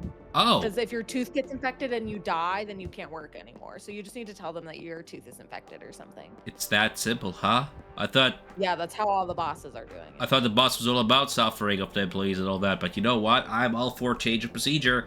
With that being said, since you're in charge, hey, my tooth has been really aching lately. You should go see a dentist like right now. Okay. You better go. Come to think of it, Actually, and you should take one of them for moral support too, because the dentist is like super suffering and scary. Like, I need a lot of moral support, okay? Take both my Yeah. friends. oh my god, yeah. Go ahead. Okay, we're off to the dentist. This is the stupidest thing I've ever go. done. Fuck these guys, dude. They fly Talking off. us out of it. For a moment, you can see them very clearly from your point of view. They're not very smart. They fly off to the ground, and they're just like, there's a dentist? And they're just walking to the lodge. I don't know, man. Okay, well, now it's just us on the ship, huh? Yeah. She'll turn to everyone else and be like, how do we get this puppy airborne? Now what? While Amber was doing all that, and I'm hamming it up and everything, and trying to get what's his face. He's like a kind of roguish, and kind of getting Orakai pulled in here too. Serix, I'm giving like a once over and kind of looking at the engine to see like startup procedures or like how the thing kind of works, like as all that was going on. Would I be able to like kind of decipher any of that? Sorry, you were trying to Arcana check the soul engine? Yeah, to see like its startup sequence, like what levers would I pull, like tracing, tubes and wires to kind of get it off and going. Having a neighbor in the Academy of Candlekeep as the lead professor in all things infernal, you might have been able to pick up one thing or two. Infernal engines are nefariously simple contraptions, really. They only require fuel to power them. Currently, the engine is on blazing with screams from within that you can barely hear through the rattling metal. The way it works is feeding soul coins into it, the currency and fuel of the hells. As long as it has fuel, it seems to magically power this entire ship. All that is required for you, then, is to familiar yourself with the controls of the helm, the various levers to control the speed and maneuverability of the ship, the magical brake, and the anchor, as it were. But the engine seems to be the beating heart of this contraption. If it is destroyed, you will undoubtedly plummet to the bottom of the hells. If you wish to make me an Arcana check to decipher anything else, you may, but really this is like the bare obvious here that I won't waste your time on. Yeah, it's more so like the controls, reducing speed. Like it kind of looks like a boat, but it's not. I don't know any of that stuff. I've only written on them. Eyeing the various contraptions by the Soul Engine and the helm, the various levers in here and there, make me a intelligence arcana check, or if you have like proficiency with ships, water vehicles, that might have also helped here. Yeah. I'm using one charge of my ring that I have from like a long time ago. Gives me advantage on the check. Cool. Yeah. Giving Also, Isaac 33 on his roll. Yes, Abby. Oh, okay. Yeah. I was gonna add a +3 for bad luck, but if you getting 33, you don't need it. I recommend that you let players tell the result before you spend your resources. Just might help you. Okay. With a 33, very clear how to handle this thing. It is deceptively very simple. Sorry, I don't know why I used deceptively there. It's very simple, seemingly, is what I meant. There is a lever for boosting the ship up to speed.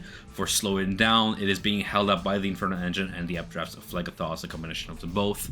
The various levers will like pull in the... Matt is over there just like curling in, cringing, like, this is not how a ship works. I don't know. It's a fantasy ship where like if you curl in the bat-like wing sails, it will like reduce the speed going ahead, or like offer resistance on one side and non-resistance on the other to sort of pitch, yaw, whatever to turn it. I don't drive boats. You figure out how it drives.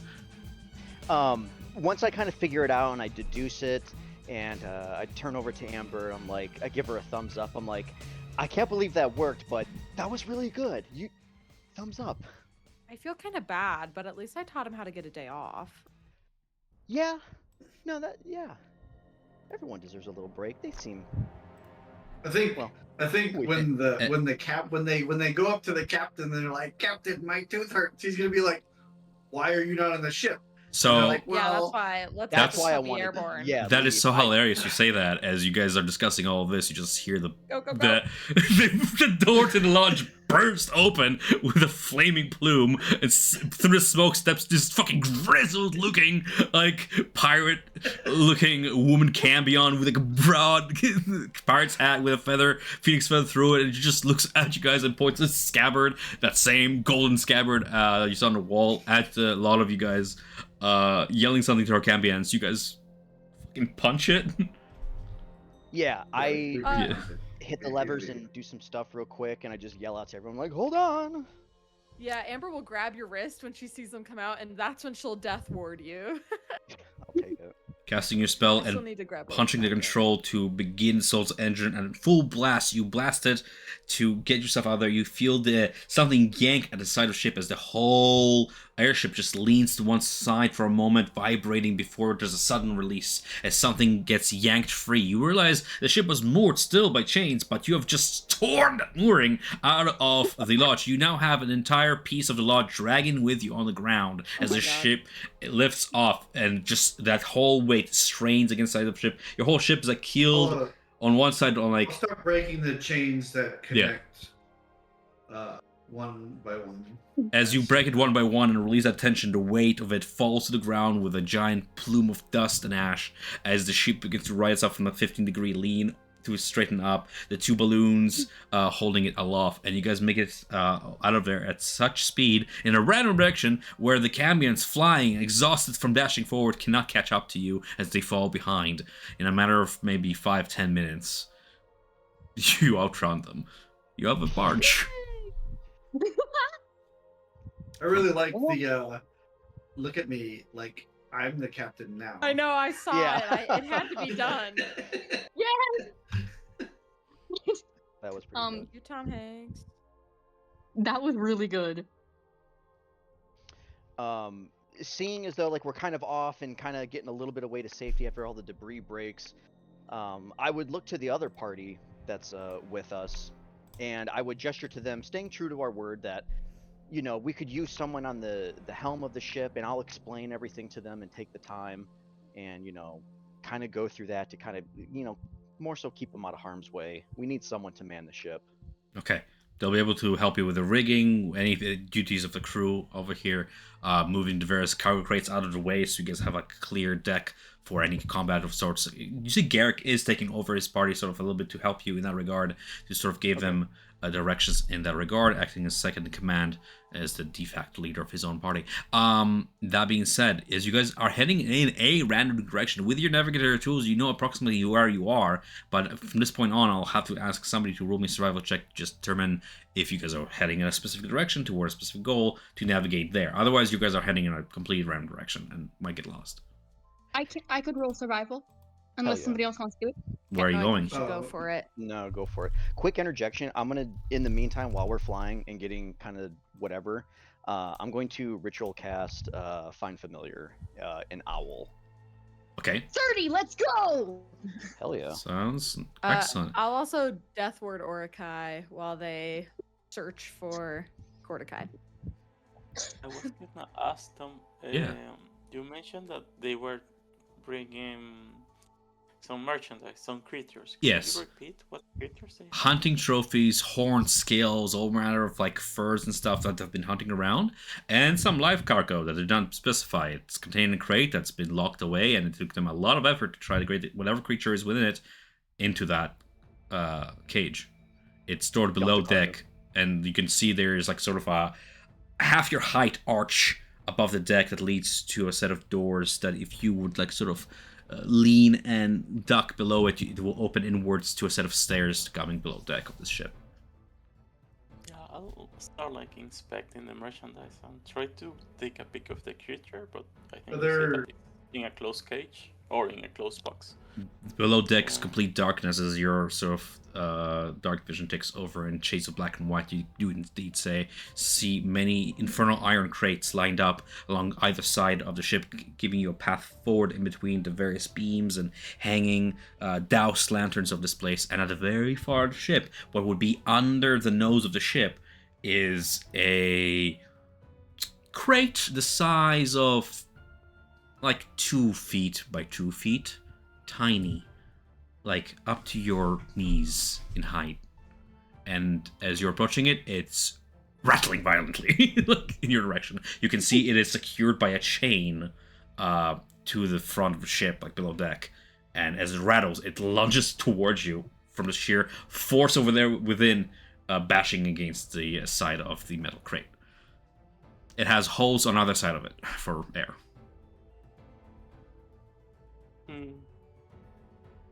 I'll try to light. Well, I have dark vision, but yeah, I'll try to light some sort of light, and I can have torches. So 1 torch. Try to peek through the I try to peek through the breathing holes. To your terror, as you light your torch, you can see that through the 4 holes on either side meant for breathing, each hole has like a spider leg, like daddy long legs, spreading out of the holes and sort of pushing against the side of a ship as they're sprawling out, as the body is contained within its crate. What the fuck is that? No. I'll keep playing with it, but like, if anyone else wanna do something. As you light your torch and play with the torch, it just, using its legs, it drags itself to the back of the wall into darkness. And it's just its legs staring out. Okay. Dump the cargo. Burn it.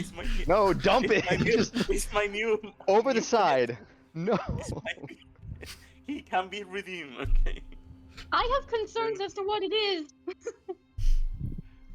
But yeah, at the moment I'll keep it in there. I'm curious. Okay, cool. You come back. You come back top deck. Yeah.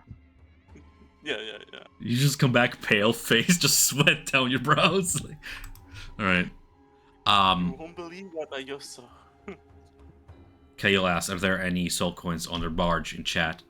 Soul coins were contained on the side pouch of the accountant. As he left, you heard those coins jingling away. Like, they don't keep like a chest of soul coins on here. It was kept with the accountant. But good looking out. Unless there's anything else you guys wish to do, I'm going to continue onwards with our survival check, that 30 plus rule that Orakai did, asking the party and Orakai sort of leading navigation. Where are you guys going?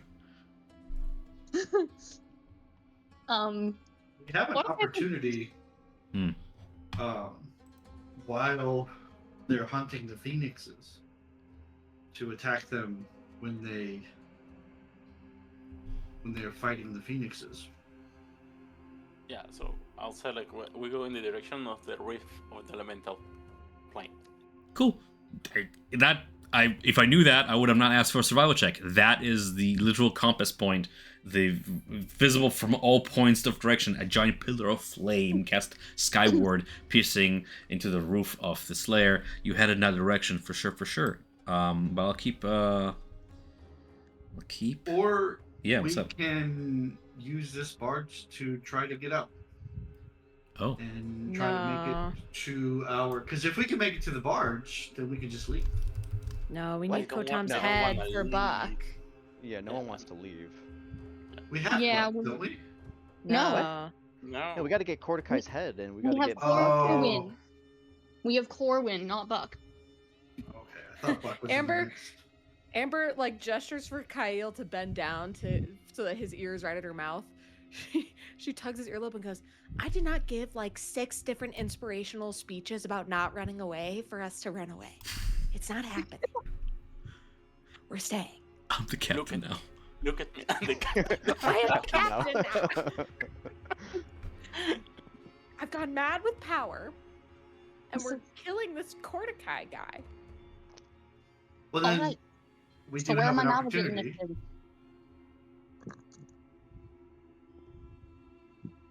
Well, from the description, the portal was on the right of the ship.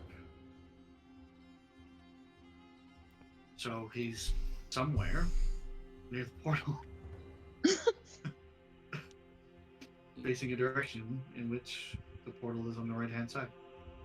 That's so very helpful, Orakai says sarcastically. I mean, What's visibility like in the air? Is it very foggy? Like, can we see 10 miles when we're in the air? You can see pretty a far. mile? The most of the plumage of the volcanic plumage does coalesce against the roof of this layer, which it has, into like a very embery, cloudy sky. But you can see into the distance. What are you looking for? The Kordakai Yeah. his the airship. flotilla fleet. Cool. So whoever's at the helm will navigate toward the rift of flames. We're doing that, yes? All the while looking for Kordakai's ship. Yeah, and while doing that, the Yeah. other party mentioned that they knew where the airy flame roamed. No, they heard about it, thought it was a story, and hoped that that's just a story. They don't know where it roams. Nobody knows where it roams. My bad, I misunderstood. Cool. So, handling things one at a time, guys. Let's slow things down a little bit for me, for my sanity's sake. I need to handle travel a little bit.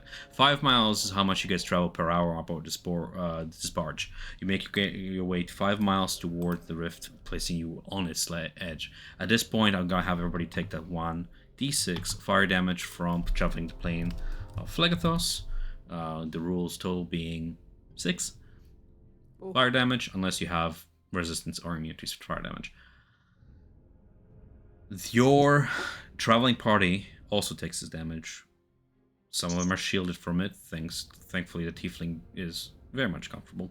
Sarix has no issue, doesn't even harm his temporary hit points. The rest of them are suffering from the heat damage as well, so you guys are on sort of a timer. You would note that while this heat takes its toll, the dwarf among them, Brahm, looks at a familiar-looking trinket in his palm. The same trinket that you were given by Kordakai when he sort of let you loose. But this one doesn't have the same sort of magical glow to it. It seems to be like out of charge or otherwise broken. And Brahm just sort of grumbles to himself and very angrily clutches it and then just like tosses it overboard.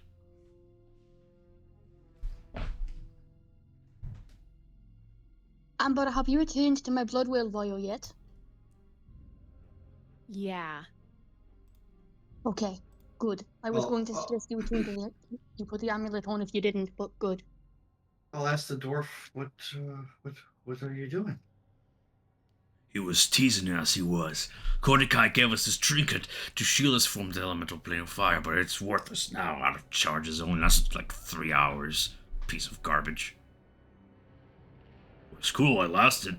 I dipped my hands in magma. He shows you his gauntlets. They actually have like solidified obsidian on them. That's pretty fun. It would have been useful for my clan. Where we're going, deep enough, to mine those really precious gems. That was forever, but of course, the devil blast them. Only made it temporary.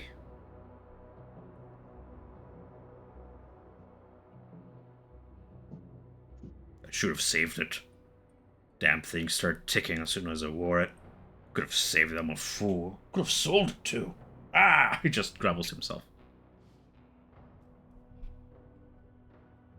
It was cool that you got to dip your hands in lava, though. If I survive this, it will be a story to tell. That will buy me drinks. You'll see.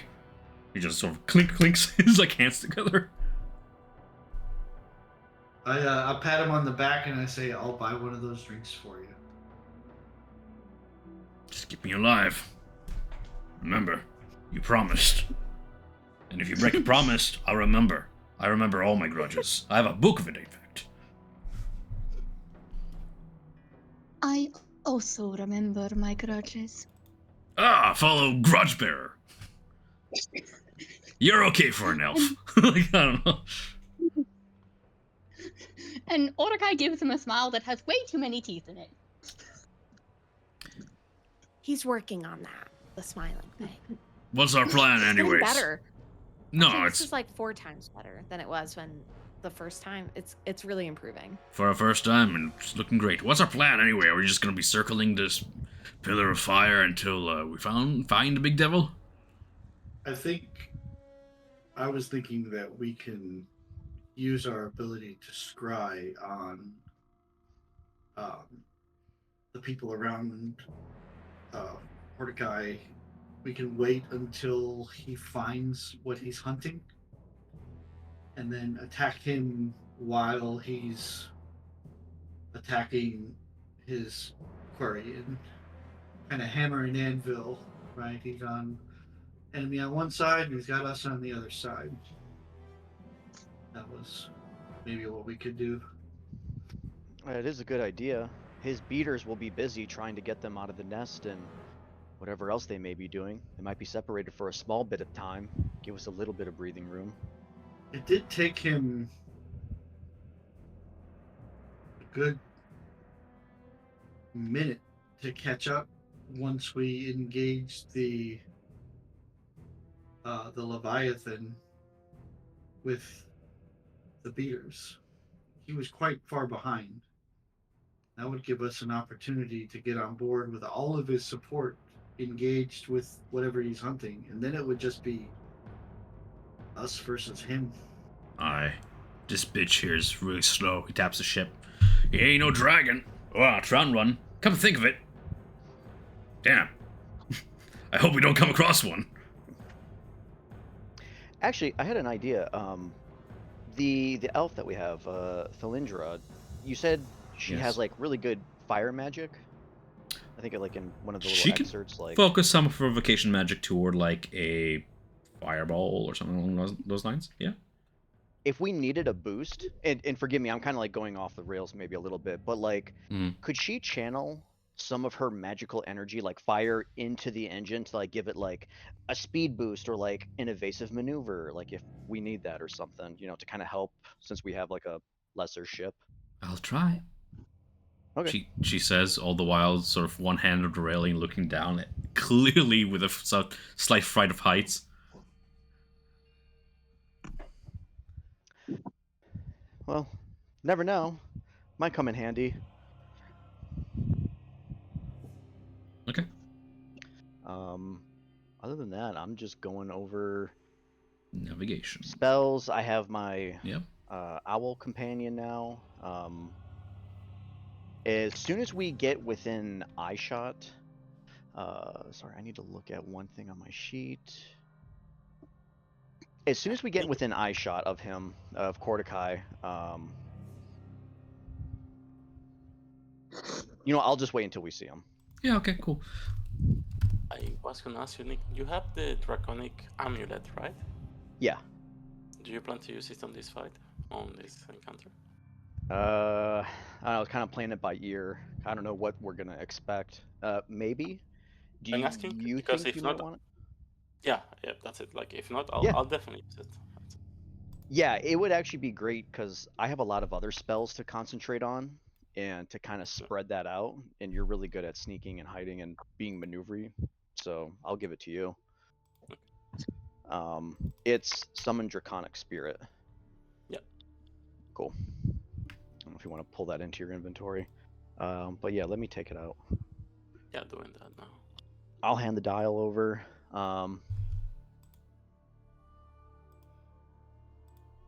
You know what? Just for the shits of it, I don't know if it's really going to matter or anything, but one of those potions that we got from Avernus so long ago, the condensed order, we haven't touched them in so long because it may have just been like, the little thing on Avernus we had to watch out for. But I'm just going to sip one just to think. You talk like whatever you don't know may what it come our way. does. No, I know what it does, Okay. but I'm just saying, like, the effects from Avernus aren't what we're facing right now. Yeah, So you just haven't been kinda- chasing demons. Yeah. Yeah. So I'm just going to take it just in case. Just a little thing to help me for Yeah. this big endeavor. Yeah, that sounds like a very good prep. I'm gonna put us on a map to prepare us for whatever comes ahead. Just give me 2 seconds here. There we are. You're good. For the sake of this, I'm gonna put all of us on the map here. This is quite a large map to like indicate like an airborne sort of perspective. I'm gonna put us like here-ish. With your own gunship, airborne gunship, which looks like yes, with its hell engine in the back. You guys are traveling in like a northwestern direction, like so. I'm gonna put it like this, and then you guys can sort of position your small little tokens where you think you would be on board the ship in this very moment. As you do that, Kale, keeping watch. You don't need to rule for this. You see another ship approaching on your starboard side. Far off in the distance, it has been sort of semi-concealed by plumage coming from a volcanic eruption below, but daring to sail through the eruption, it has now sort of revealed itself as it's closing in at a distance of encounter distance, maybe 150 feet starboard. You know what? No, I'm gonna make it a little. I'm gonna make it a little bit more distance because it doesn't make sense. That's really close to what I just said. It's approaching you guys from that direction of that volcano on the northeast side of this map, if that makes sense.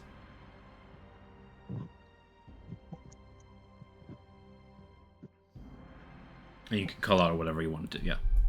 Yeah, I'll call it out.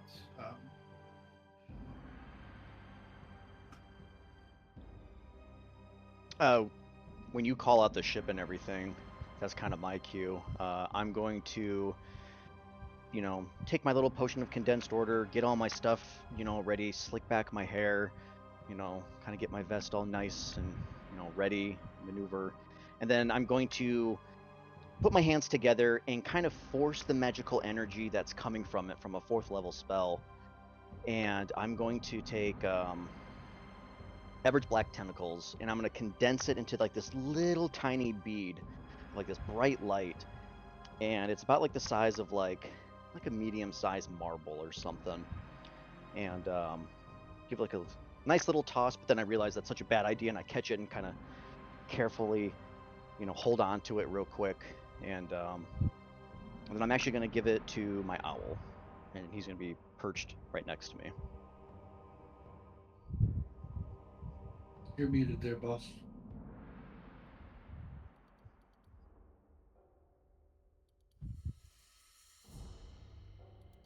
Did you guys hear me or no? We hear you. I We heard don't you. hear Oh, it's Tom. Tom. Okay. I think he was Gotcha. with Tom. Yeah. Don't All right. worry, Prof. It's just like I think. Oh, we if hear you want- now, Tom. Nick, Time I'm to prepare. giving you a little owl token for you. You can Yay. you should be able to control him momentarily, or you can just tell me where you want him. Really, Doesn't... Just next to me is fine. Controllable by Nick. Thanks. Isaac.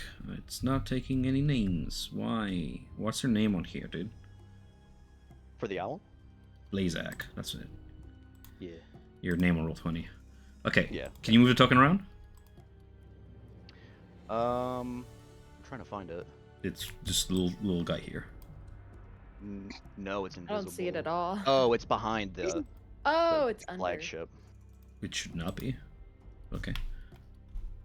Okay, now it is. It's good. We're Okay, good now. cool. Thank you. No problem. Orica, just checking with you. Abby, where would your character be aboard the ship, sort of, if you imagine? Wherever the person who is driving the ship is, because Orakai was navigating. Yeah, sure thing. So just right by the helm here, no problem. By the infernal engine roaring to, like, right below your feet there. Sounds good.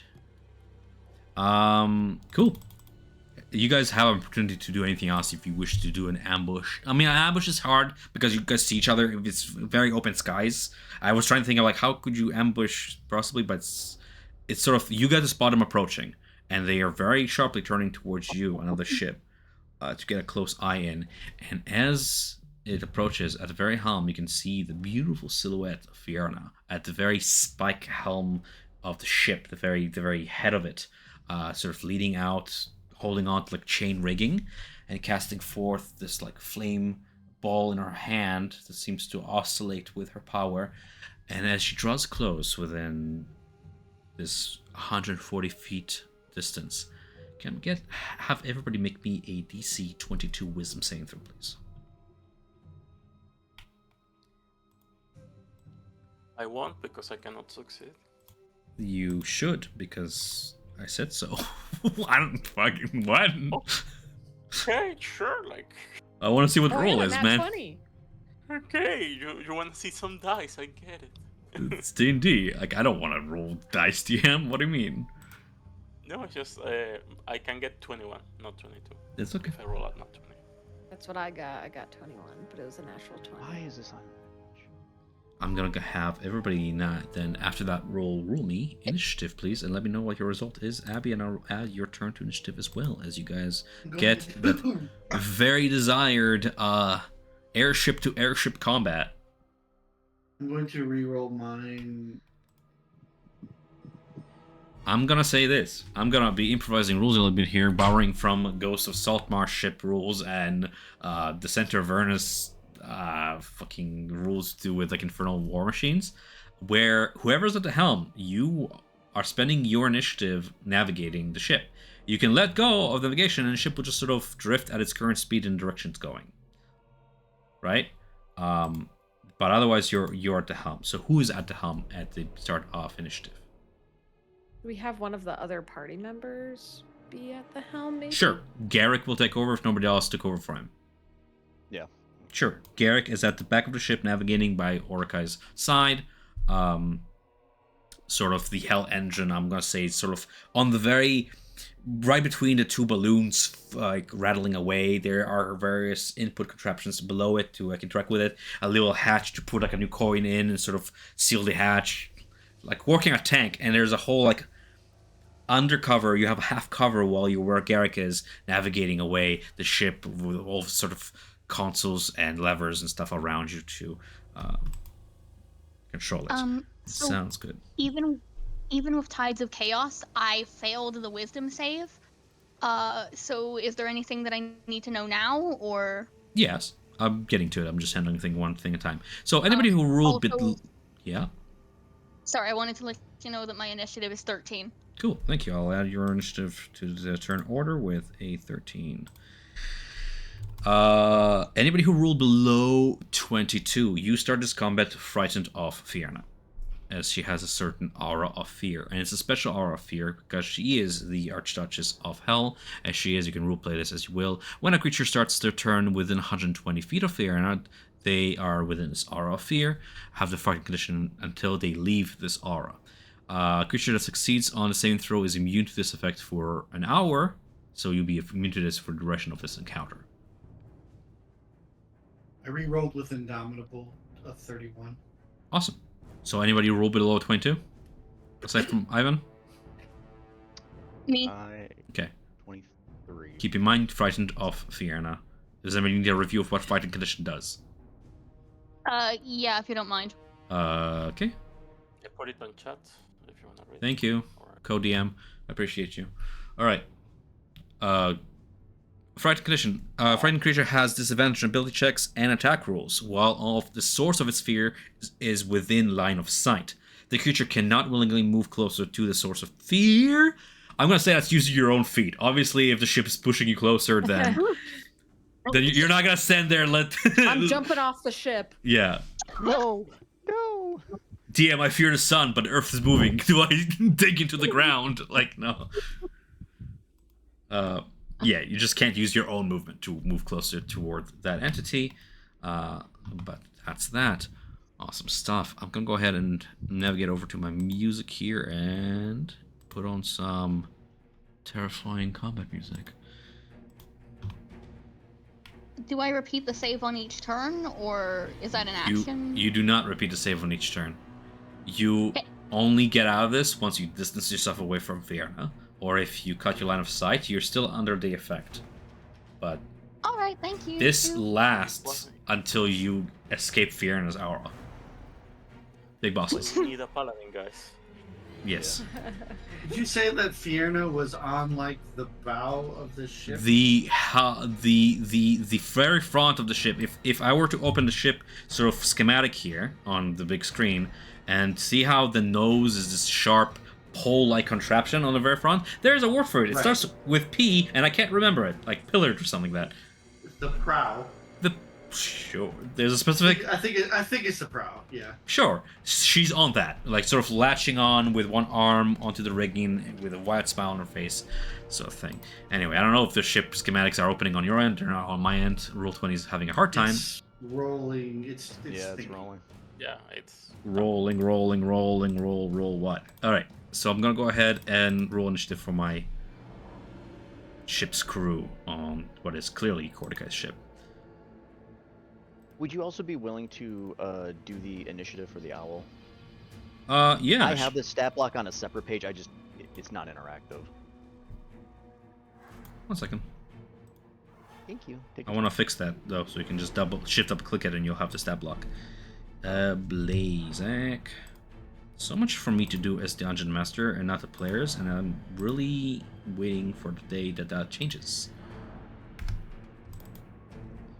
I pulled up on my other monitor another stat sheet just to. Whatever works for you, man. If that helps. It has a +1 to initiative, and I rolled 11.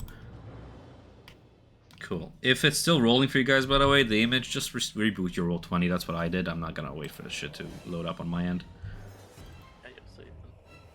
Otherwise, that icon is gonna be there for the remainder of combat, and that's just annoying. My apologies. Alright. Initiative for Fiona.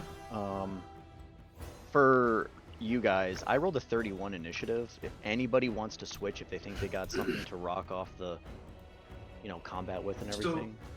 So, the thing is, so she is at the very front of the ship. I think I can just push her off of it. Sure. My longbow has a range of 150 to 600 feet. So she's. Would you like to switch initiative then?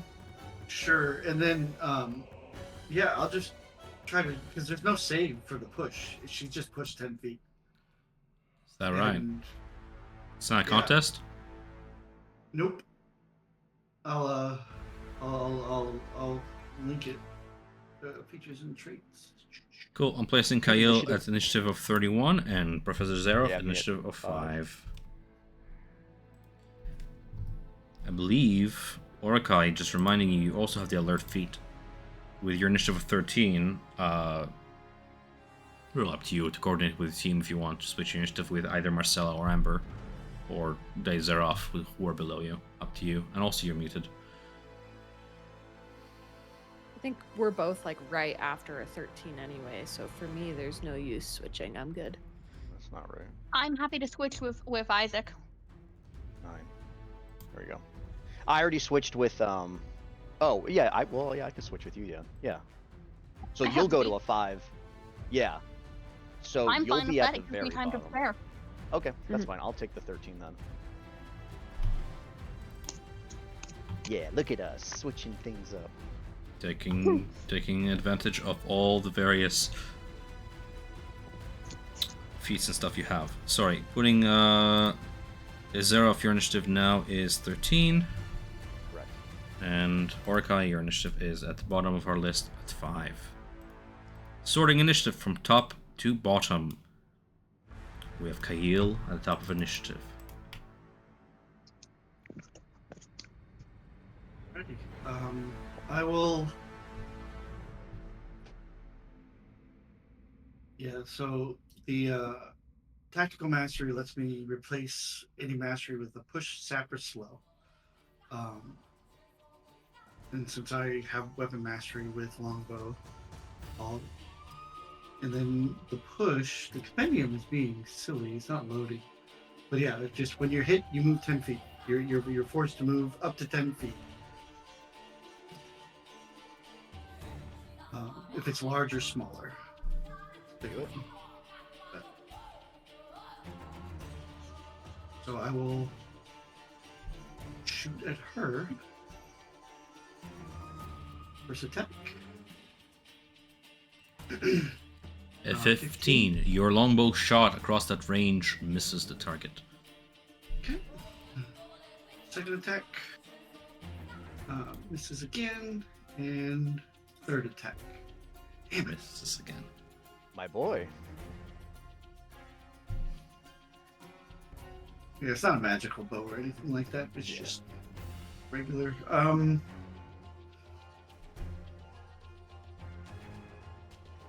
Oh, that'll be my turn.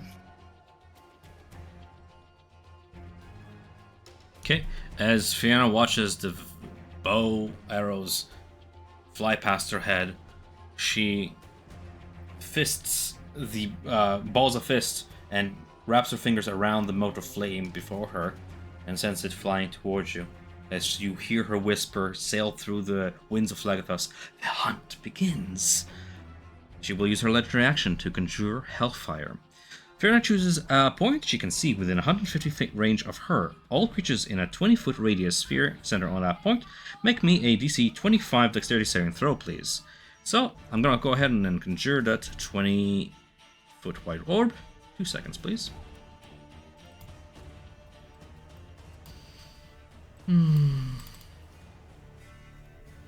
Ruler, sphere. 20 feet. Probably just centered on your ship. And I'm gonna see if 20 feet. Yeah, that is. Oh no! Ship. Okay, everybody, please make me dexterity saving throws. My owl's dead. Oh, is it? Aww. 100%. Sorry. Inspiration. Yeah, I don't think he can make that save. What's the But he's only got DC? he only has one health. 25. I don't know why you're surprised. It's Fiona, Archduchess of Phlegethos. I'm rolling. Yes, I'm rolling the damage now of this fireball of hellfire as it catches your ship on fire. 8d6. I failed. Anybody failing takes the full damage of this hellfire spell, 30 fire damage, or half as much on a 30? success. Yes, 30. Yeah. That's good.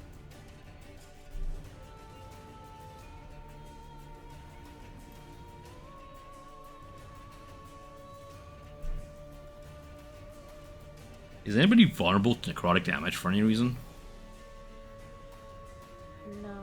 Okay. They used to be, but I'm not anymore. Fair enough. Lucky you. Alright, that is my legendary action out of the way, as we then have, after Kail, Peggy unleashed.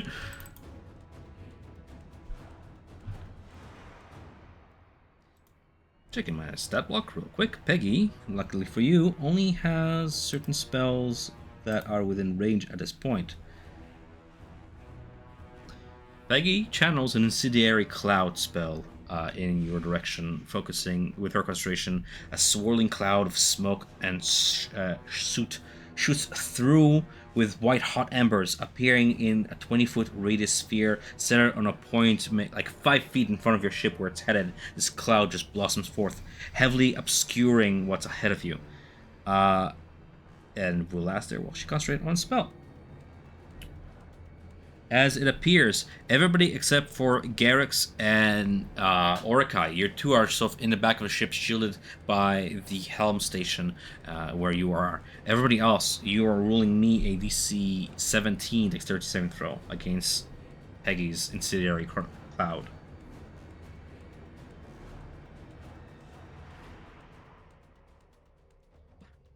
Twin nines. Fuck. Woof. Great heavens! We're cursed. Great heavens indeed.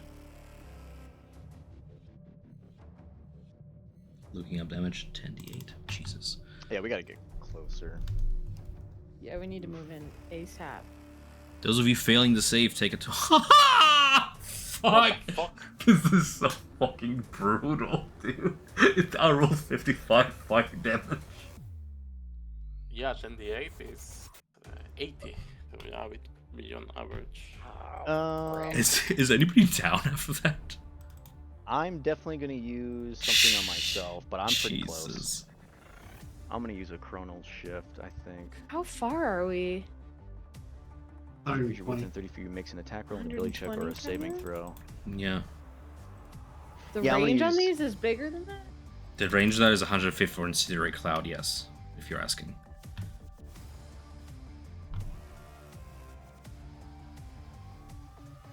The rest of the party, other party, barely recover. Fuck, dude. I think they. Fuck. I think I wiped somebody for that. What was the DC? DC was 17. Okay, I just made it, so it's half. Meets beats half of 55 is math. 27. 27. Fire damage. Bear with me, guys. I'm also ruling for the other party because you guys want to involve them here. So it's just I'm handling 4 other stat blocks on top of my enemies.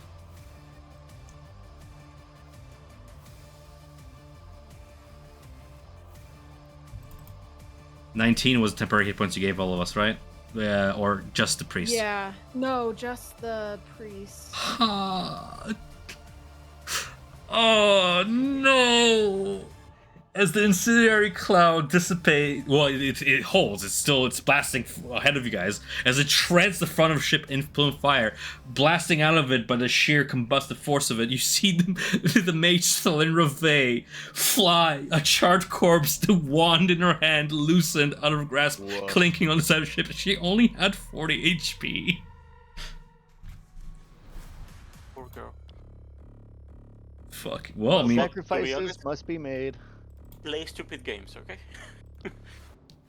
the only thing remaining of her is the mage armor spell that she has cast upon you. 27 plus 19 is how much? I need 27 plus 19. 36. 36. Yep. 36 half by 27. Fucking my priest has 9 HP left. Oh my god, dude. The priest doesn't get half damage? He does. He does. You're so squishy. There are new fights. Okay. Also, I'm gonna roll their initiative. I forgot to do that. if it saves them. Priest initiative. Yeah. Does the wizard have absorb elements for any reason? No, I would have used it. I don't know. You have a lot in your plate, man. Yep. Let's try to help. Man, Sarek's ruling a 4, Garrick ruling a 4 initiative, Brom ruling a... You brought them here to die. My boy, look how they massacred my boys. Hey, Brom ruled a 9 plus bonus for a... Where is he? For an 11. Okay, cool. They're all on the bottom of the initiative.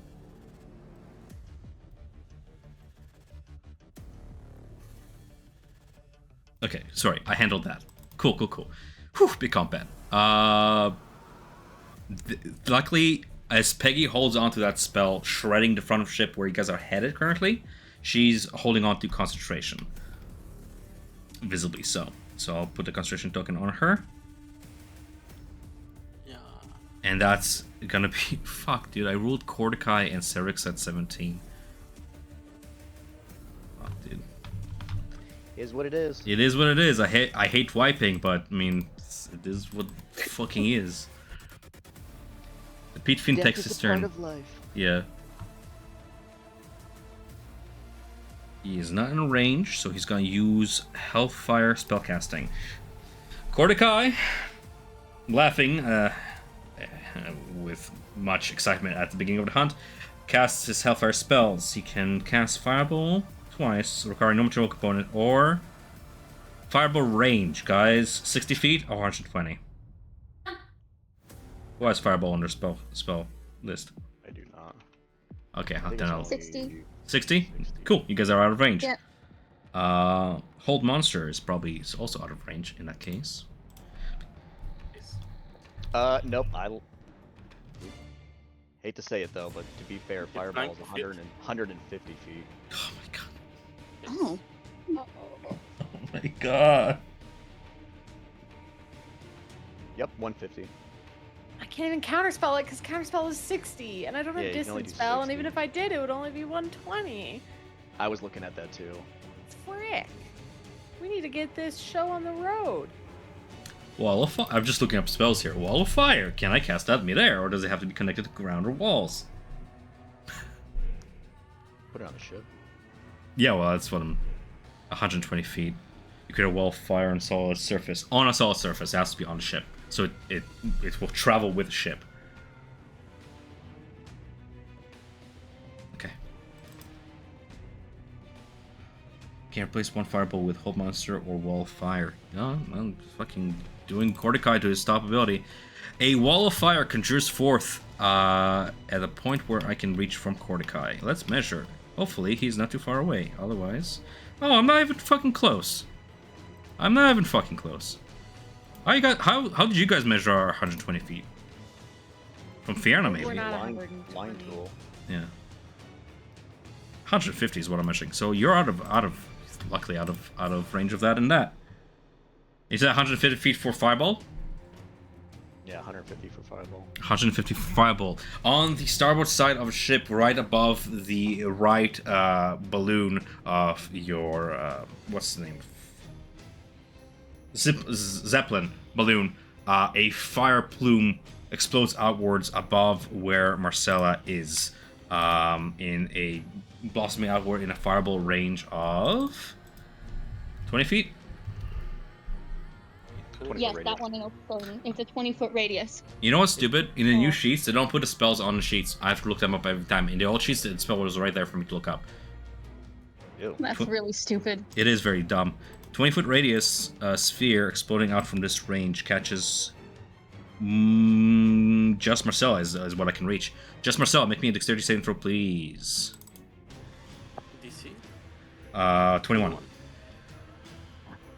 Oh, baby.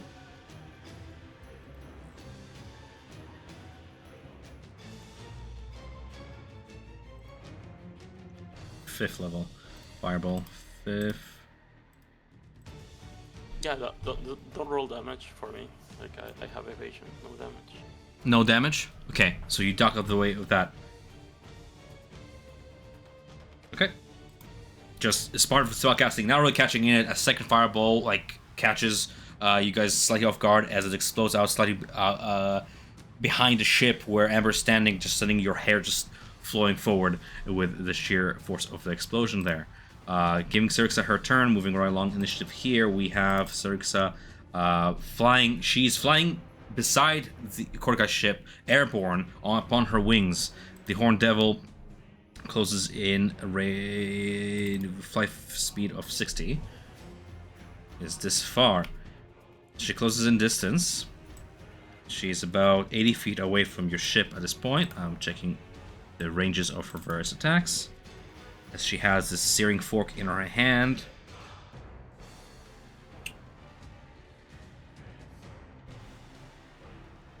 She conjures for a flame mote and hurls the flame forward on up to 150-foot range. This is going to be a targeted attack against one of you. Let's say Amber, against you. I have a 25 to strike with the hurl flame attack, hitting you for... Can I counterspell? No. How close am I? 60, yeah. You can, if you're 80 feet. Okay. And 25 to hit?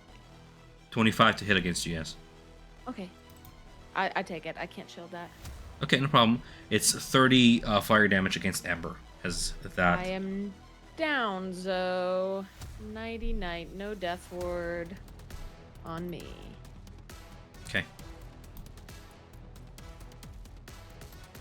The second hurl flame then hurls beyond toward Braum for an 18 to strike against Braum's armor. Braum's armor being 16 hits. Braum gets hit for 29 fire damage. A third hurl flame attack from the Horned Deviless is going to go ahead and sail toward Orakai. Orakai, you have a +2 to your armor class because you're in the hull station in the back of the ship. 17, does it hit you? 17 does not. Okay. Clashes against the ship, which is catching on fire quick.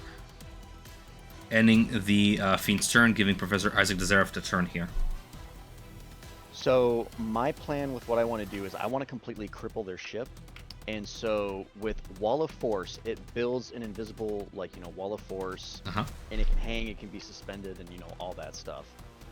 Because the ship is moving, if I put that wall in front of it, they'll crash into it.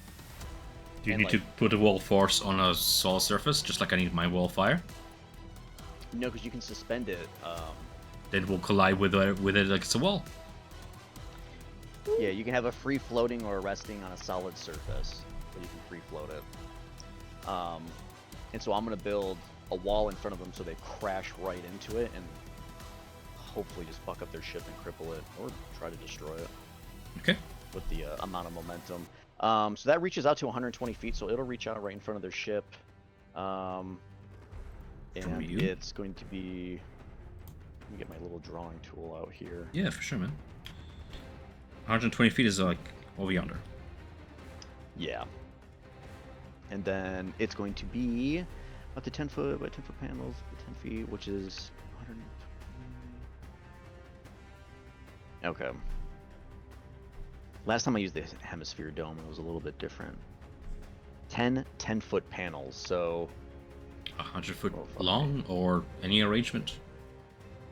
I don't know if that's 100 feet long. I'll have to measure it. 90, I'm 10 feet short. Okay. I don't know. That's roughly 10 by 10 panels. And it's going downward, so it'll just get the the ship is just gonna crash right into it. Yeah, you're setting up a little trip line for the ship and just get absolutely sliced in half. Yeah. And then I'm going to kind of move to the ship. Oh, that was good. And I'm gonna move behind the guys over here. Bonus action, I don't have anything. My poor owl. Sorry, mate. Never had a chance. I wanted to. I had something special I wanted to try, but I didn't even get the chance. Yeah, everyone's too far away for any bonus action, so yeah, that's gonna be my turn. Okay.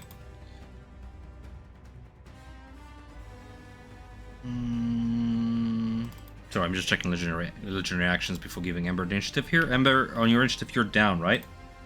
Yes, sir. You give me death saving throws. Yep. It's a 12. One success. We'll rule right next to Marcella here on initiative. Okay, I'll bring out the amulet and I summon the spirit of Quenlod, the draconic spirit. So I'm gonna need a token for Summon draconic spirit. And it's gonna appear on top of the Rixa. And let me check when does it place. Okay, it shares my initiative and it goes after me. And as it's appearing, I'm gonna shoot 2 shots at Serixa.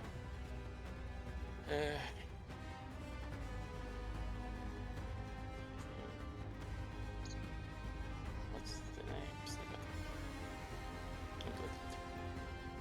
Okay, 2 shots at Serixa. 1, 2.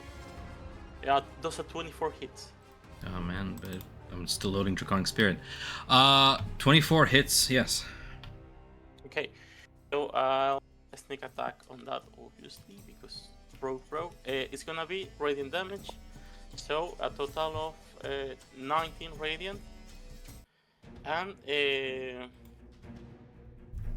yeah, like when I hit her, you see part of the arrow start like to tangling around the wings of her, like they spread open as they're like, can it does a dexterity saving throw or fall prone. Oh, yeah. Oh, crap.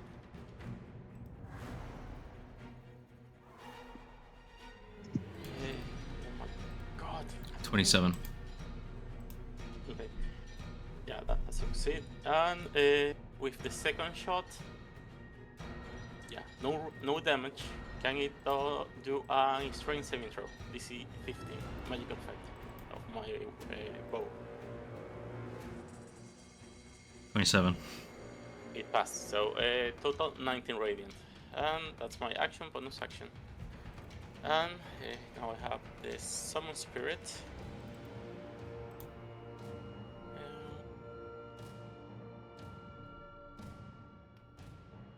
Do you need a stat block? Yes, I do need the stat block, but please make it easier. And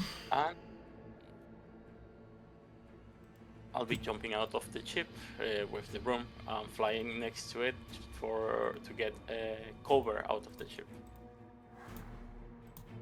Do you see a Draconic Spirit entry for you at the top of our journal? Okay. Yes, it's there. Does it open for you? Yes, but it wants me to edit it. Okay, so that did not work. Lovely. If not, I know what I need to roll, so it's okay. So do you need a stat block? We'll make it faster, but it's okay right now, I think. So it will be you see, like the spirit comes out of the amulet and it's fly straight into the creature and try to rend it with its claws twice. My spell modifier should be 16. You have a stat block ready at the top of the journal. Thank you.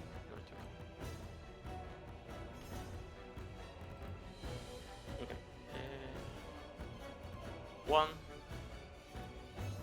2. Bold miss for what I see. It has -4 for some reason. My god. If I give you... Let's make a agreement, guys. If I give you a magic item that has any sort of things that I need to prepare with you, or you need to prepare ahead of session, because I can pause combat now and sort of deal with this now if you want. Yeah, I get it. Either way, both misses. Overall, I think both misses. One is 9 plus 4, 13 plus 4, 18. Those are an 18 hit. And 18 strikes, yes. Yeah, okay. So 1d6 plus 5 plus 6. Okay, one of the class hit a piercing damage. That's it. Okay. Yeah, that's it for the turn. Okay, as the draconic spirit of the astral dragon clashes with the horned devil, we are moving on down initiative past Braum, because Braum is a melee character with a spear in hand. I'm not sure what you want to do on his turn, really. You have any plan for Braum here? He's on the side of the ship. You can get Amber up. Okay, cool. Braum will stabilize Amber with a medicine check.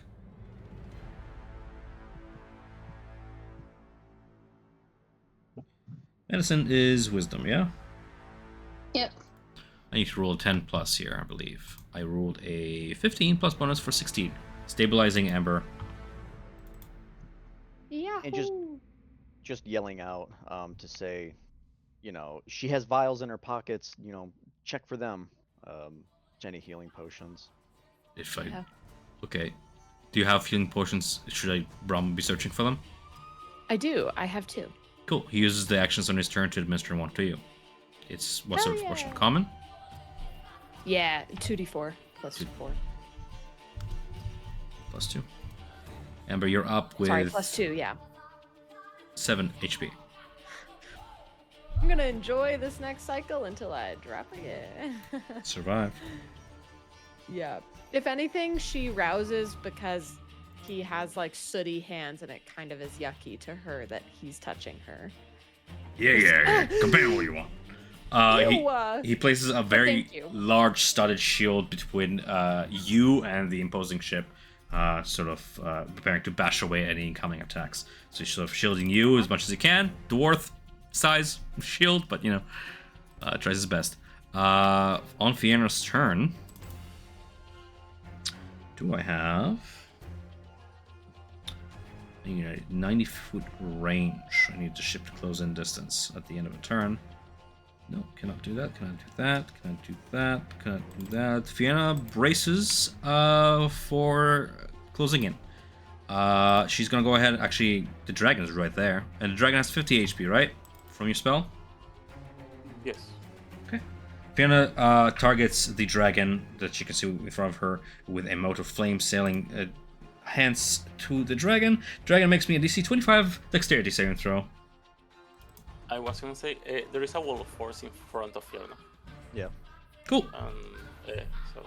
As the mote of flame collides with the wall of force and spreads outwards, you can see the look of surprise up on her face as she just sort of smiles at your daring act, locks eyes with Isaac, and turns to Korkai and just says, "I think we should brace." And she just holds on.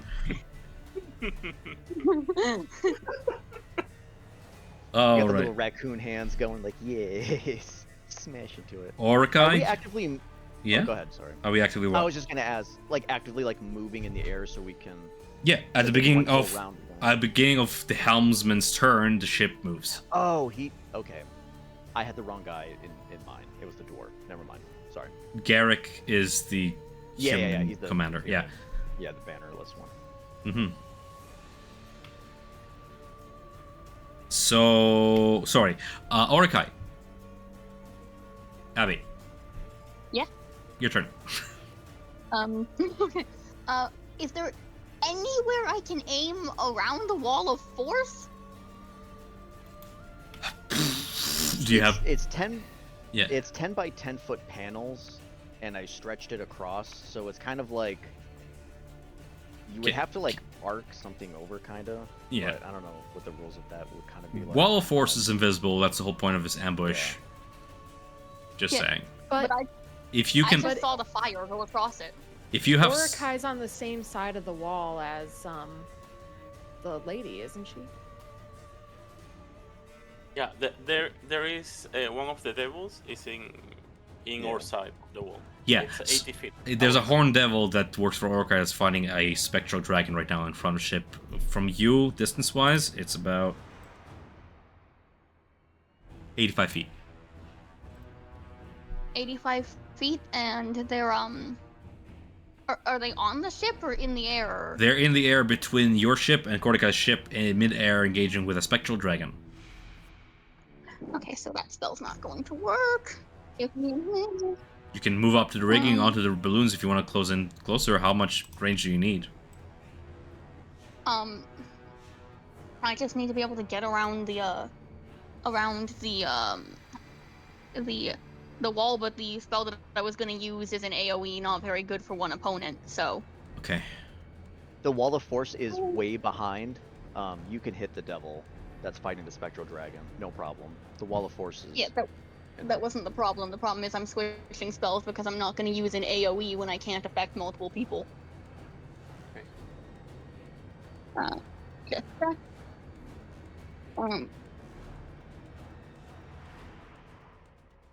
okay, where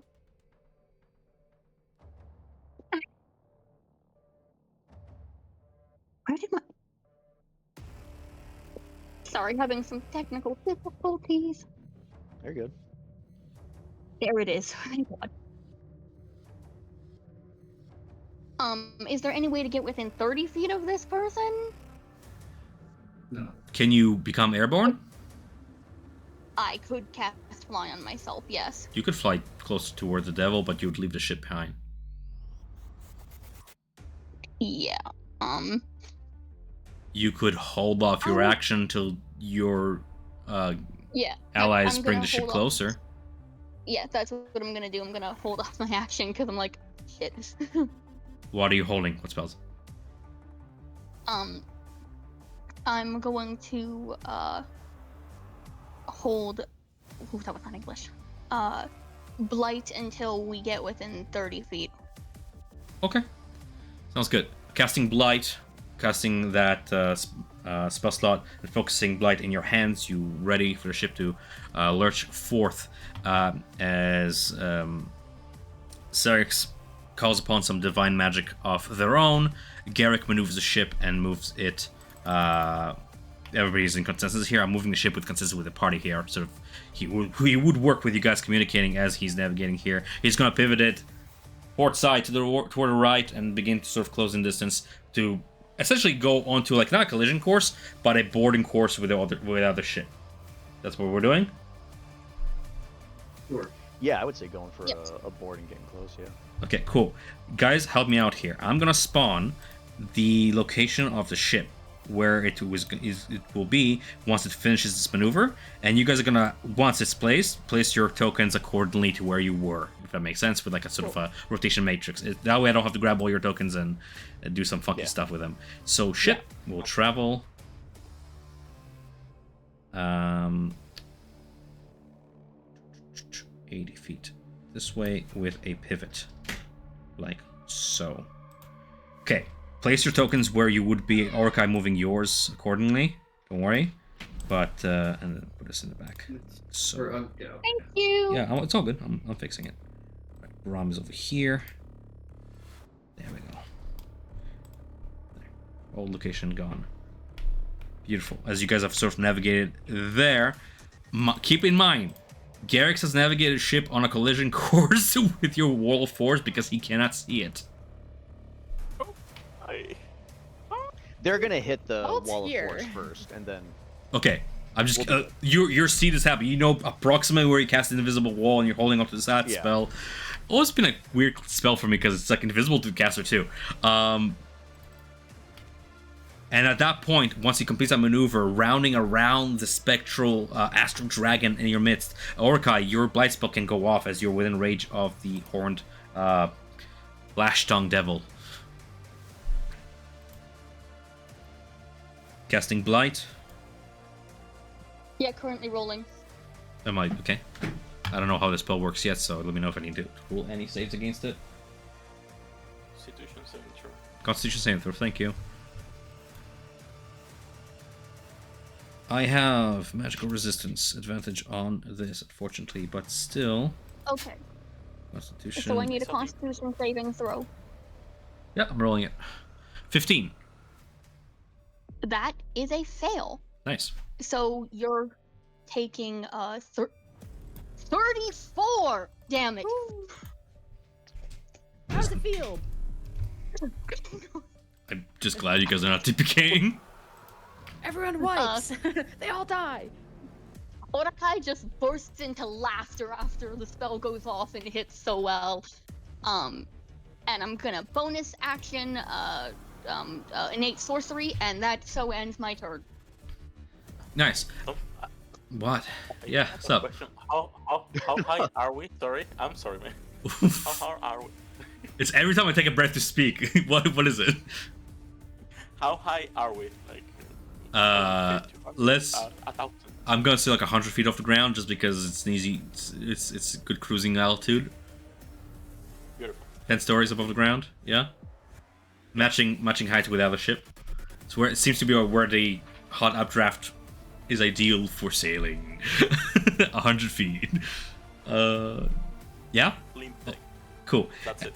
As a legendary action, Fiona looks upon you guys after sort of throwing a quarter gun, being like, "I think we should brace." She, you see her entire body heave forward as she locks eyes with you, Isaac.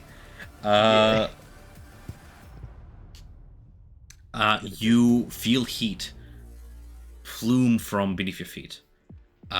Question about wall force. It stops projectiles, but it does not stop AoE spells and such from happening beyond it, right? I think we encountered this before with Corteso. I didn't use it for Cortez. It's okay. I'll keep forward with inertia because it's cool here. It's okay. As this happens, make me a DC 21 Constitution saving throw. You see fire plume beneath your feet and beneath the form of Fiona, just sort of illuminating her beautiful silhouette as she casts Fiery Reversal. I'm gonna use a inspiration on that. Yeah, one. for sure, man. Let's do another Constitution. Don't fail my boy. 24. 24. You feel the flames lick up your body and the fire cinch, but not a point of like damaging you for the 31 fire damage. You evade the damage. Nonetheless, you find yourself pushed through infernal ether, and you switch places with Fiona. Woof. Oh, fuck. As Fiona then lands where Isaac just stood. Oh my god. And she just turns around, just gives you a little wave of the hand. As we go on to Kayo's turn. Their boat doesn't move? Their boat will move on Kordikai's turn. Okay.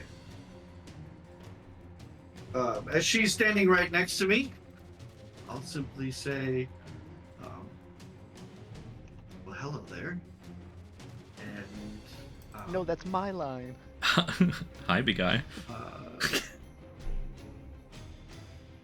Does she look like she has wings? No. Okay. Push her. Push her. So I will do some attacks with my glaive. Sure. Actually, no. I'll draw my Great Sword of Sharpness. I need my bonus action in this round, so we'll do first attack.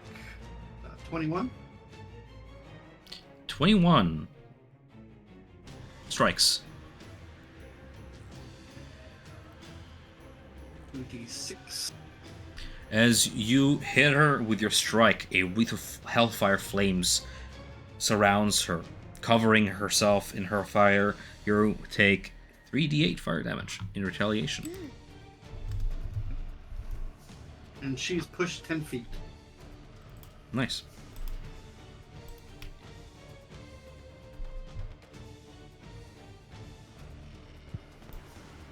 She's pushed 10 feet. You can see her plummet past the railing beneath the balloon, right? Because you're not pushing her onto the balloon, right? You're pushing her to plummet. Yeah, I'm trying to push her off the boat. She plummets beneath the barge and does this like magnificent 180 flip and just plummets downwards, feet first on the ground. You watch her drop, and she hits ground for taking 10d6 falling damage. And how much was your strike, by the way, or did it not deal damage? 22 damage. 22 damage? Cool. She plummets down to the ground, and she's now 100 feet below the ship. That makes sense. I gotta take that damage. How much damage did I take for 17 damage? Jesus, that's a lot. 3d8. 18 damage. And I'll use my free object interaction to switch to my longbow. Because I'm shooting with a bow, can I arc the arrows over the wall of force? I'll allow it. Okay. I'm going to fire 2 shots at Penny, our problematic It's Peggy. Peggy. While he's making that roll, Tom, when you rolled a 31 for the damage for that Hellfire, do I take half of that damage on the save or none? None. Okay, just making sure.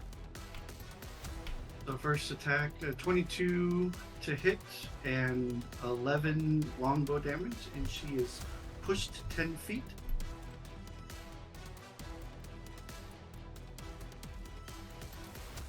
Okay, I'm rolling Constitution to see if she's still concentrating on her spell. She has a disadvantage on that because of Mage Slayer. With disadvantage is a 15. Okay. And she's still on the boat. Yep. Okay. Second longbow attack. Yeah. I won't do it.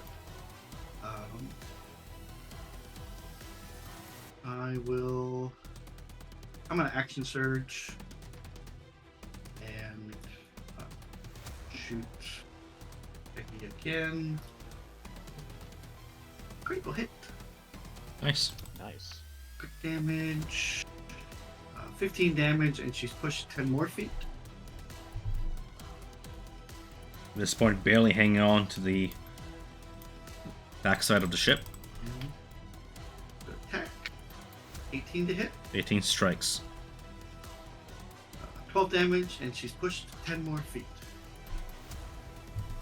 She's got to make concentration throws too. I am catching up. Cool. Yeah, I'm just moving her token. Yeah.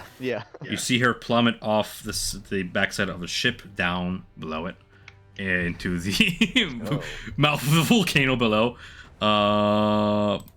As she does so, screaming all the while, I'm gonna roll 2 concentration checks here. At a disadvantage, I have a 22 and a 20 to hold on to her spell as she plummets downwards and hits the ground. Are we outside of the range of her ability to concentrate on the spell? I don't know what that means. You can be within a mile, 5 miles, or whatever to concentrate on some distance. Doesn't matter. Oh, I thought Unless if you it's would like push... unless it's like a specific, like. Are you area saying that we moved out of with the ship? Are you saying is she too distant from the point of origin of her spell to hold a concentration on it? Well, wherever her spell is at, I don't know that rule, so I was just asking because she fell 100 feet, so. Nick just say it. Yeah. If it doesn't matter, it doesn't matter. Spells don't usually have like suspense distance. Once you cast them, you concentrate on them, and they drop once you drop concentration. Unless. Right, and then for my last attack. Okay. I will attack the lash-tongued with my longbow. 22 to hit. Strikes. Damage. 12 damage, and I'm going to use Hill Giant's Tumble and force her prone without a save. She falls prone. Taking 36 damage from Clement, landing prone on the ground below.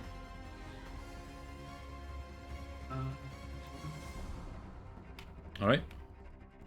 And I will second wind and roll d10 plus 14.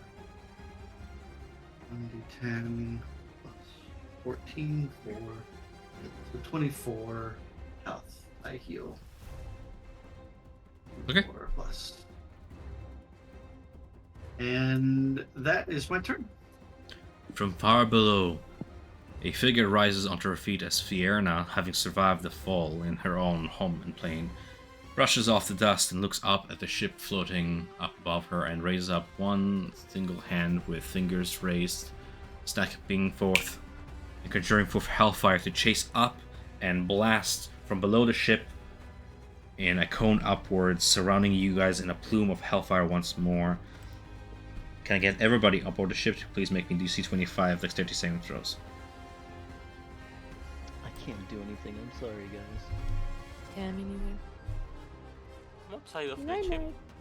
I do I have to? I'm up. We don't have cover.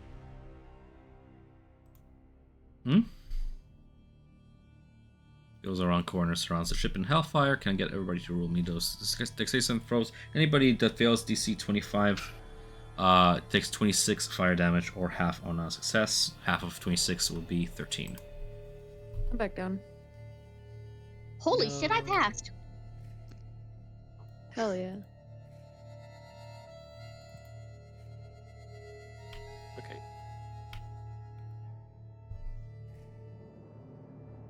We're getting kind of cooked, literally. Mm-hmm. And a legendary However, action, resolve that. Yeah. You're just gonna say? You know what? I think I'm gonna sacrifice myself for Pakistan here. What?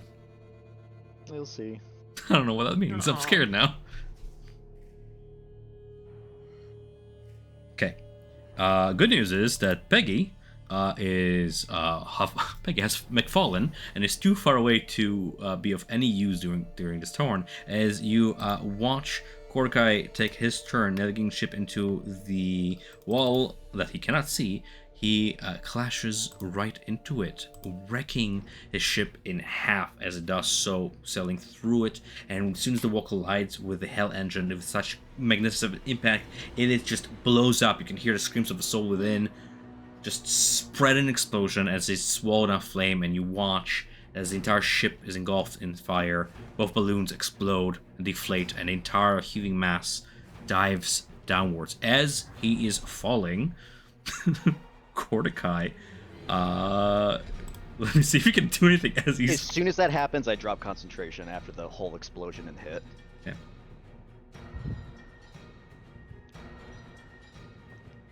I could have just dropped the wall and just said, "All right, good one, Fierna." But As I look soon back at the crew, a single tear in my eye. I'm like, "For you guys." And then as he's going down, raft in flame, like just wrapped by it, his clothes singeing away, but you can tell a fiend. He's not harmed by much of the fire, but his ship is going down. He raises both fists up and shoots 2 fireballs at both your sort of blue, I keep calling them blitz balloons.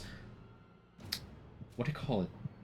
Ship with a balloon on top. I keep glazing over the name. Blimp? A blimp, yeah. I keep calling it a blitz for some reason. Both blimp balloons, and just blows them up as you guys begin to like pivot downwards. So if you're at the top, both ships begin to cascade downwards toward the ground. And as we are on a crash course toward a ground battle here, I'm gonna start wrapping up session. Oh, brother. And I'll start us Are we off. able to cancel that? You can you counterspell fireballs? Yeah. But he's doing 2, you said. So you can. He's counter. using. How is that? How is that? Do you How want is to? he doing 2 fireballs? It's a thing that pit fiends can do. I can show you the stat block. If as a FLDM you would enjoy the stat block. It's called. I was gonna. Yeah. Actually, you can't twin spell a fireball. Actually, those rules are for players. Like I can do whatever I want.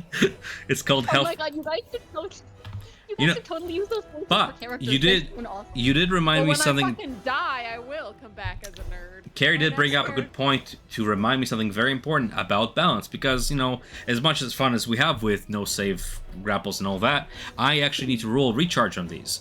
And I did. I rolled a 5. It's 5 or 6 recharge. But if I didn't roll, that would have been invalid. No. It's okay. You did remind me though, so it's. I'll show you in public chat what this looks like. It's called Hellfire Spellcasting. Yeah. Twice. Yeah. Man, fuck you. Oh man. It can replace fireballs with other effects, which it should, but you know, Do you want to counterspell it? I could at least try to get one, maybe slow their descent. I'll so they say don't crash land. this is going to be like a twin spell situation where if you counterspell this ritually cast at will spell of his, you'll counterspell the whole effect. I'll give you like one rule to make the next session happen. One roll for them all. Yeah, I'll do It's the only thing is I'm it's with fireball you. at 5th level, so I don't know what is the DC for that.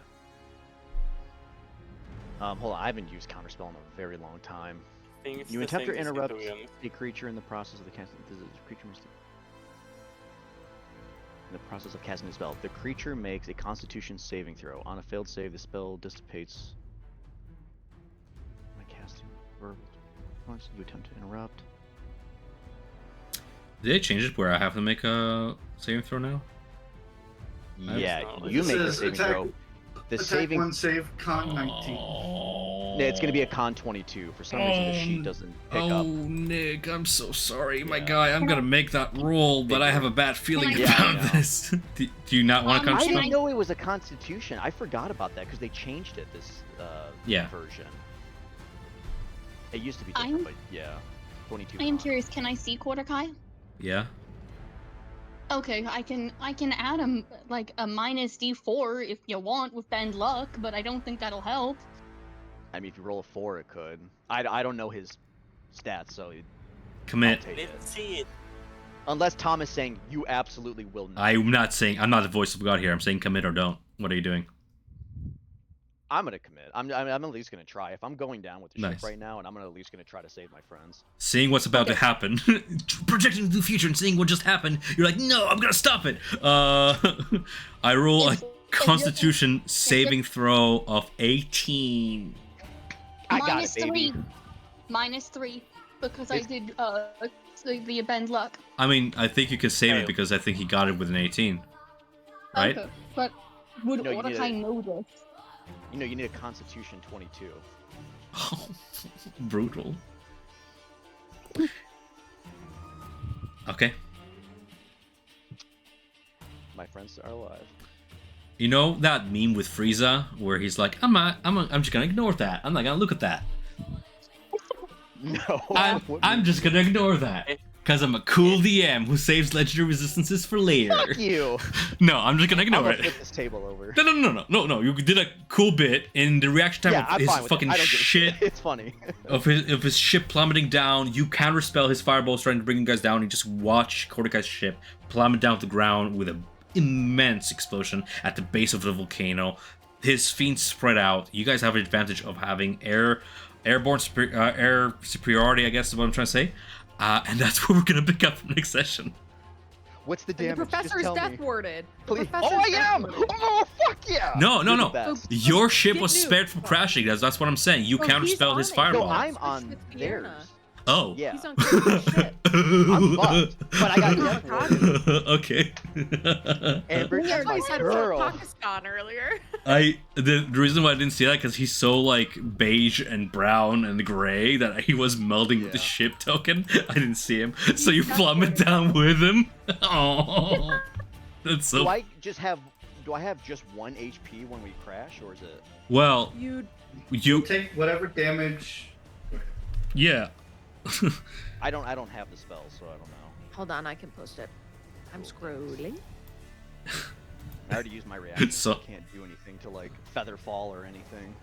The first time the target would drop to 0 hit points as a result of taking damage, the target You instead bounce drops to back. 1 and the Yeah. spell ends. Let's go. Yeah, so you I'm take in this 200 fight. You damage can't kill and this you'll old have one. dog. Fucking dude, this is such a good leave-off point as you fucking That's funny. plummet down, and I have this next map Oh ready. hell yeah! Yeah. That Oh looks my so God. good. And you're just like in the bowels of the ship, just fucking barely alive. Kordakai looming above you. We're gonna fucking. Corwin, What? Fucking duke it out. Corwin is with him. He's here. Corwin, my son, give me strength. As we'll pick up from this cliffhanger with you on the ground and the party above. I'll have to arrange that somehow, but we'll make it work. Ah, good I shit. can't wait to hear what Mads thinks of this. Yeah. They're gonna think we're crazy. are, but I don't care. It's fun. Yeah, we're gonna be like, By the welcome way- back, Mads. Can you drop a quick 7th level heal on us? Just really quick, please. Yo, just nuke me from the sky with a heal, please. Yeah. I'm in like this golden pillar of light. I'm like, yes! Dude. What the heck? What Good the shit. hell? I'm glad I death warded, because otherwise I would have done Oh my literally God. diddly piddly in this combat. So Yeah, I'm far. so glad you did. I said like maybe Kyle, because I'm hoping that we were gonna board. No, we got nuked in the beginning, so I'm Yeah. really glad you did. I was looking at those stat blocks. I was like, this is either they down them in 2 turns, or this is a DPK waiting to happen. Like, No, have I was faith, really brothers. hoping to board. Yeah, well, you blow up I the could have ship. just dropped the wall. Yeah. Yeah, I could No, have the just dropped the wall wouldn't wall have and just said helped. like, I had range Yeah. issues. yeah, that was the issue. Everything is so like 60 or maybe 90, maybe lesser Yeah. spells like Firebolt, like a cantrip is 120, but Yeah. I have a few, but the only ones that are that far are AoEs. Man, my mage never had a chance. Fucking incinerated. oh, she's gone. Just evaporated. Just feels bad, man, but Yeah, I laughed. hey, it was funny, but Yeah, is the rest of the crew still alive, or they die with the second fireball? What? The other party. You're not cook us twice. I will let you know Oh. next session. yeah, they're probably Okay. they're cooked. Uh, Chat, we're cooked. I can, with confidence, tell you what was the half for saving against that last fireball.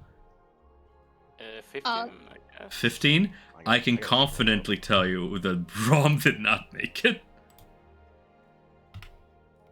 Yeah. Boo. Oh wait, no. Brom has 56 HP. Who do we have? No, Sarix, my priest with 9 HP, did not make it. 26. I'm lying, so 13. So Yep. No. if she succeeds, Did Sarix have her temp HP though? she makes it. Sarix had their temp HP, and that was shredded through on the Okay. first blast. Yeah, that got eaten up quick. I was just wondering. So half of 13 is 6. Sarix has 2 HP left. Sarix is barely holding on because of Infernal Heritage.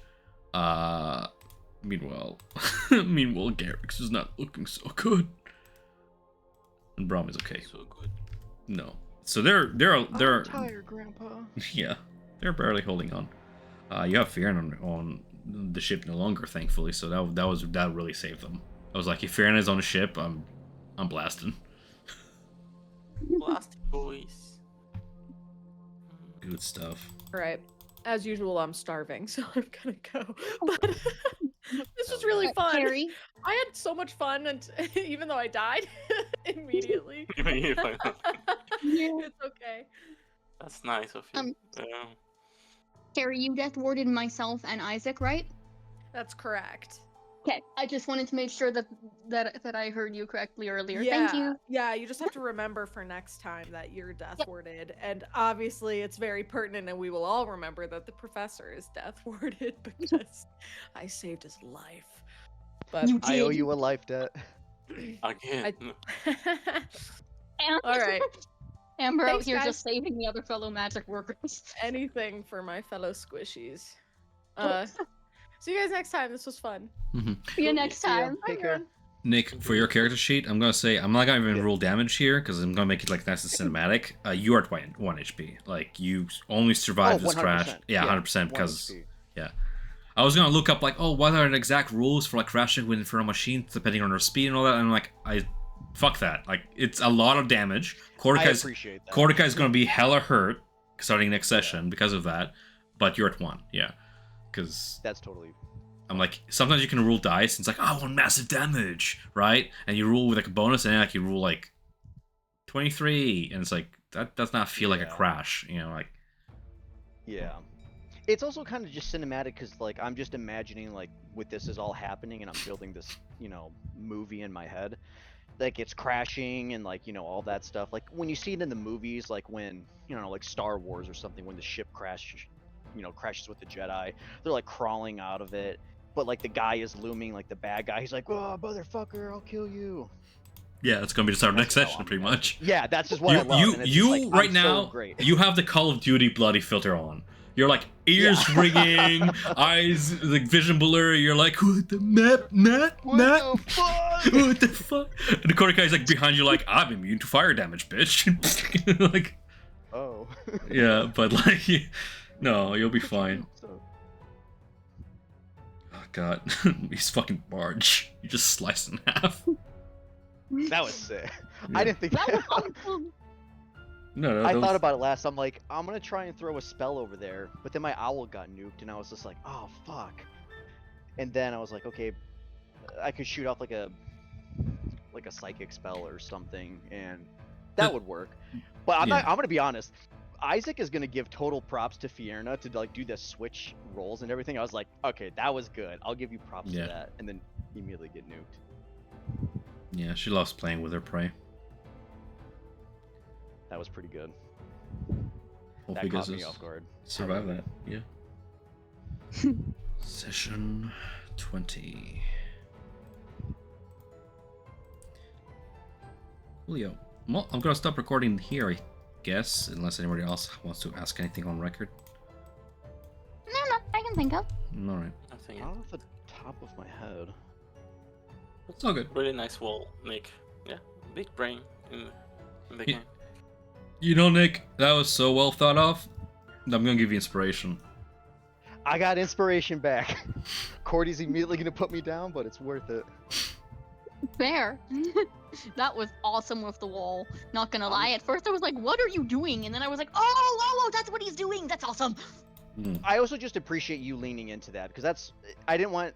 That's my job. I was kind of not trying to bait it, but I was also like, please don't just say like, oh, the ship just goes over it like in a weird 90-degree angle or something. I've been No, my job is to Totally facilitate understand. fun and awesome things happening. That's why I was also like, Yeah. now like, oh, well, technically he has legendary resistance. Like, what's fun, you know? Yeah. I mean, he's doing it for the hunt. that's dope. Yeah.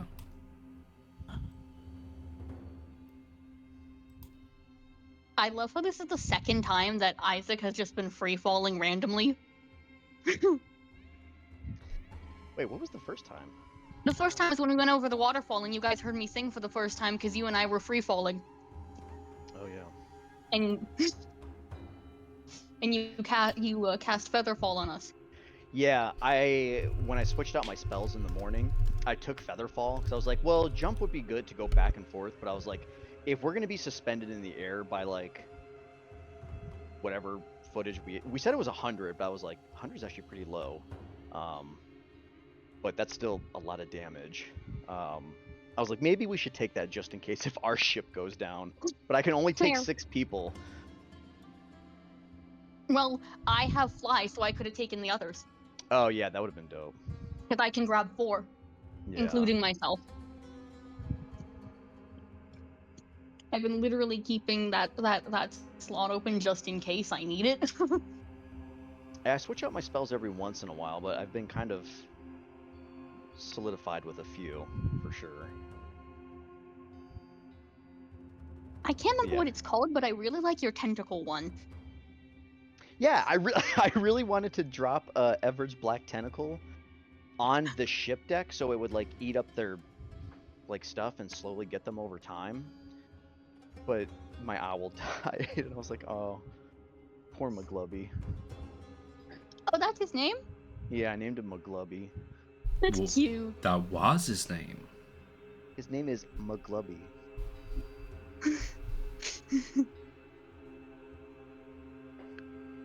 But you murdered him. Dude has 1 HP, I don't know what to tell you. Yeah, no, totally. I mean, He has 4. Respect, that- okay? 4. it's like in the cartoons, like when like a large flame hits like a chicken, they just turn instantly into like a rotisserie chicken. That's what happened with him. Yep. Yum. And then he just like faded into the ether. He'll be back. That was his Yeah, I'll first just summon him. first ever Yeah. experience in life. He's like, hey, what's up? And then just immediately gets vaporized. Not gonna lie, I totally forgot that you had a familiar. I've had it on my sheet, but I haven't pulled him out because in here we're taking damage constantly. I would have to keep resummoning him every hour, which eats up. It eats up like incense, which is like 10 gold pieces worth, or whatever. It's not huge, but it's annoying. Fair. I remember Same you with- mentioned it back yeah. like at session 2, and then I totally forgot about it. Yeah, I should be using him more, and sometimes I forget. You can ritual cast it, but they changed it a little bit. You don't have to have like that brazier, like made out of copper or whatever, with you. That's like 10 pounds. You just have to have, I think, 10 gold worth of incense to burn, or maybe I missed Thank it. God. Certainly makes the spell less annoying. Yeah. Yeah, it just says burning incense with 10 GP, which the spell consumes.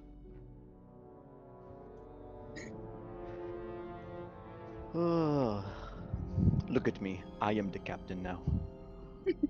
That was awesome. I haven't seen that movie in a long time. Okay, I'm cutting re-recording here. Nothing D&D related from here on out. Yeah, it's not. Sorry. Yeah.